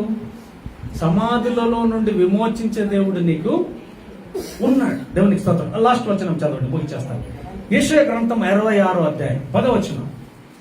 యెషయా గ్రంథ 66 యెషయా గ్రంథ 66 అయితే 10నే వచనం. యెరూషలేమును ప్రేమించు వారులారా, మీరందరూ ఆమెతో సంతోషించుడి, ఆనందించుడి. ఆమెను బట్టి స్తుతించు వారులారా, మీరందరూ ఆమెతో ఉత్సహించుడి. చూడండి, 66వ అధ్యాయం యెషయా గ్రంథం 10వ వచనంలో మనం చూస్తున్నాం, చీయోనును ఒక స్త్రీకి పోలుస్తూ ఉన్నాయి. మీరు ఆమె యందు ఏం చేయాలంటాడు అంటే, దేవుని యందు ఆనందించేవారు తృప్తి పొందుతారు, దేవుని ఆరాధించేవారు తృప్తి పొందుతారు, దేవుని ఆరాధనలో సంతోషపడేవారు తృప్తి పొందుతారు. ఈరోజు చూడండి, చాలా మంది మీరు చూస్తూ ఉంటారు, తాగి తందనాలు ఆడుతుంటారు, వాళ్ళు అందులో తృప్తిని చూస్తుంటారు, వాళ్ళు ఎగురుతుంటారు. కొన్ని మ్యూజిక్లు ఇప్పుడు డీజేలు వచ్చేసాయి. మీరు ఏ పండగకైనా ఏం పెడతారు? డీజే. మీరు ఇంకా మహారాష్ట్ర స్టేట్ లో వెళ్తే ఆ డీజేకి బిల్డింగ్లు కూలిపోతాయి, ఎంత భయంకరంగా పెడుతూ ఉంటారు, అంత భయంకరంగా వాళ్ళు ఆనందిస్తారు. కానీ బైబిల్ చెప్తుంది, ఒక క్రైస్తవుడిగా మనం దేవునిలో ఏం చేయాలంట? ఆనందించాలి, మొర్ర పెట్టాలి. దేవుడు మమ్మల్ని ఏం చేస్తాడండి? తృప్తి పరుస్తాడు. చివరి మాట 122వ కీర్తన 6వ వచనం. 7 సంగతులు కంప్లీట్ అయిపోయాయి. 122వ కీర్తన 6వ వచనం. 122వ కీర్తన 6నే వచనం. యెరూషలేము యొక్క క్షేమము కొరకు ప్రార్థన చేయుడి. యెరూషలేమా, నిన్ను ప్రేమించువారు వర్ధిల్లుదురు. ఇక్కడ మళ్ళీ అంటున్నాడు, ఎవరైతే ప్రార్థిస్తారో యెరూషలేము కొరకు, దేవుని రాజ్యాన్ని కొరకు ప్రార్థించేవారు వర్ధిల్లుతారు. అందుకే ఇక్కడ రాయబడింది, యెరూషలేమును ప్రేమించే వారు ఏమవుతారంట? యెరూషలేము యొక్క క్షేమము కొరకు ప్రార్థన చేయుడి. యెరూషలేమా, నిన్ను ప్రేమించువారు వర్ధిల్లుదురు. మీరు తృప్తి పొందాలా? తృప్తి పొందాలంటే ప్రేయర్ లైఫ్ మోస్ట్ ఇంపార్టెంట్. నీకు ప్రార్థన జీవితం చాలా అవసరం. ప్రార్థన ఎలా చేయాలంటే అయ్యగారు అలా చేయాలి ఏం లేదు. మీ నాన్న నువ్వు ఎలా అడుగుతావో నీకు వచ్చిన భాషలో దేవుని ఏం చేయాలి? ప్రార్థన చేయాలి. అంత చేస్తే చాలు, నీ జీవితంలో కంప్లీట్ గా దేవుడు తృప్తి పడతాడు. 7 సంగతులు మేము ముందు పెట్టాను. మొదటిది యెషయా గ్రంథం 58:11లో చూసాం, దేవుడు నిత్యము నిన్ను నడిపిస్తాడు, కరువులో కూడా నీకు తోడుకుంటాడు, నీకు సంతృప్తిని ఏం చేస్తాడు? దయచేస్తాడు. మొదటిదిగా చూసాం, నిర్దోషులు మనపూర్వకంగా దేవుని వైపు ఏం చేస్తారు? తిరుగుదురు, తృప్తి పొందుదురు. కీర్తనలు 37, 18, 19. ఏబేలు గ్రంథం 2వ అధ్యాయం 19 మరి 12వ వచనం. రెండవదిగా, దేవుని మాట వినువారిని కొండ తిన్నతో తృప్తిపరుస్తారు. 81వ కీర్తన 13 నుంచి 16 వచనం. మూడవదిగా, దేవుని యందు భయభక్తులు కలిగి ఆయన కృప కొరకు కనిపెట్టువారు తృప్తి పొందుదురు. సామెతల గ్రంథం 19వ అధ్యాయం 23వ వచనం. 147వ కీర్తన 11 నుంచి 14 వచనం. నాలుగోదిగా, ఆశగల ప్రాణమును దేవుడు తృప్తిపరుస్తాడు. 107వ కీర్తన 9వ వచనం. యెరెమీయా గ్రంథం 31వ అధ్యాయం 24వ వచనం. ఐదోదిగా, దేవుని పరిశుద్ధాలయంలో మందిరంలో మేలుల చేత ఏం చేస్తాడు? తృప్తిపరుస్తాడు. 36వ కీర్తన 8వ వచనం, 65వ కీర్తన 4వ వచనం. ఆరోదిగా నోటి ఫలము చేత తృప్తి పొందుదురు. సామెతల గ్రంథం 12వ అధ్యాయం 14వ వచనం, 18వ అధ్యాయం 20వ వచనం. చివరిదిగా 7వదిగా 7th one, దేవునికి మొరపెట్టువారు దీర్ఘాయుషు చేత తృప్తి పొందుదురు. 91వ కీర్తన 15-16 వచనం, యెషయా గ్రంథం 26వ అధ్యాయం 10వ వచనం, 122వ కీర్తన 6వ వచనం. ఇలా 7 సంగతులు మీ ముందు నేను ఉంచాను. దయచేసి దీన్ని గమనించండి. మీ జీవితాల్లో మీరు తృప్తి పొందాలంటే 7 సంగతులు మా జీవితానికి చాలా అవసరం. అలాంటి కలిగి ఉండుటకు పరిశుద్ధాత్మ దేవుడు మా అందరికి సహాయం చేసి నడిపించునుగాక. దేవుడు వాక్యాన్ని మమ్మల్ని దీవించునుగాక. ఆమేన్. ప్రార్థన చేద్దాం. లైవ్ లో ఉన్న వారి కొరకు నేను ప్రార్థిస్తాను. ప్రేమగల తండ్రి, నజరేయుడైన యేసు నామములో మరొకసారి ఆదివారం ఈ వాక్యాన్ని ధ్యానించే గొప్ప కృప మాకు అనుగ్రహించినందుకు వందనాలు. చేరువచ్చిన బిడ్డలందరినీ దీవించండి, తాకండి. వారికి ఉన్న ప్రతి అవసరత తీర్చమని ప్రార్థన చేస్తున్నాం. రైతులకు మంచి పంటను అనుగ్రహించు, మంచి వాతావరణాన్ని, నీటిని అనుగ్రహించండి. ఎవరైతే అప్పులు ఉన్నారో వారందరూ అప్పులు తీర్చుటకు సహాయం చేయండి. ఆర్థిక దరిద్రతను నీ బిడ్డలను విడిచి వెళ్ళును గాక. చదువుతున్న బిడ్డలకు నీ జ్ఞానం, తెలివి, ఆశీర్వాదంతో నింపి మహిమ పొందండి. మంచి రిజల్ట్ అనుగ్రహించండి. విశేషంగా ఎవరైతే ప్రభువా అనేక ఇళ్లు కట్టి అపూర్ణంగా ఉన్నారో, ఏవైతే రిజిస్ట్రేషన్ అవ్వలేదో అవన్నీ కూడా పరిపూర్ణమైన పనులు నడిపించమని ప్రార్థన చేస్తాం. గర్భవతైన స్త్రీలకు మంచి కనుపను దయచేయండి, మంచి బిడ్డలను అనుగ్రహించండి. గర్భఫలం లేని వారి గర్భఫలం దయచేయండి. అనారోగ్యంలో వారిని తాకండి, స్వస్థపరచమని ప్రార్థన చేస్తాం. రక్షణ లేని ప్రతి కుటుంబం రక్షణ పొందుదురుగాక. మరి ఇచ్చిన కృపకి స్తోత్రం, ఘనత, మహిమ, ప్రభావం ఆరోపిస్తూ ఈ ప్రార్థన నమ్మదగిన యేసయ్య పరిశుద్ధ నామములో ప్రార్థించి వేడుకున్నదంతా ఈ సర్వ సంపత్తిగా పొందుకొనున్నాము తండ్రి. ఆమేన్. దేవునికి స్తోత్రం. క్రీస్తునందు ప్రియులారా, ఈ కార్యక్రమం ద్వారా మీరు ఆశీర్వదింపబడినట్లయితే మీ అభిప్రాయాలు దయచేసి తెలియచేయండి. మీ ప్రార్థన అవసరతలు కింద ఉన్న కామెంట్ బాక్స్ లో తెలియచేయండి. దేవుని చిత్తమైతే మరలా ఒకసారి ఈ లైవ్ కార్యక్రమం ద్వారా కలుసుకుందాం. అంతవరకు దేవుని మెండైన కృప మీకు, మీ కుటుంబానికి తోడై ఉండదు గాక. God bless you. God bless you all. Amen. Praise the Lord.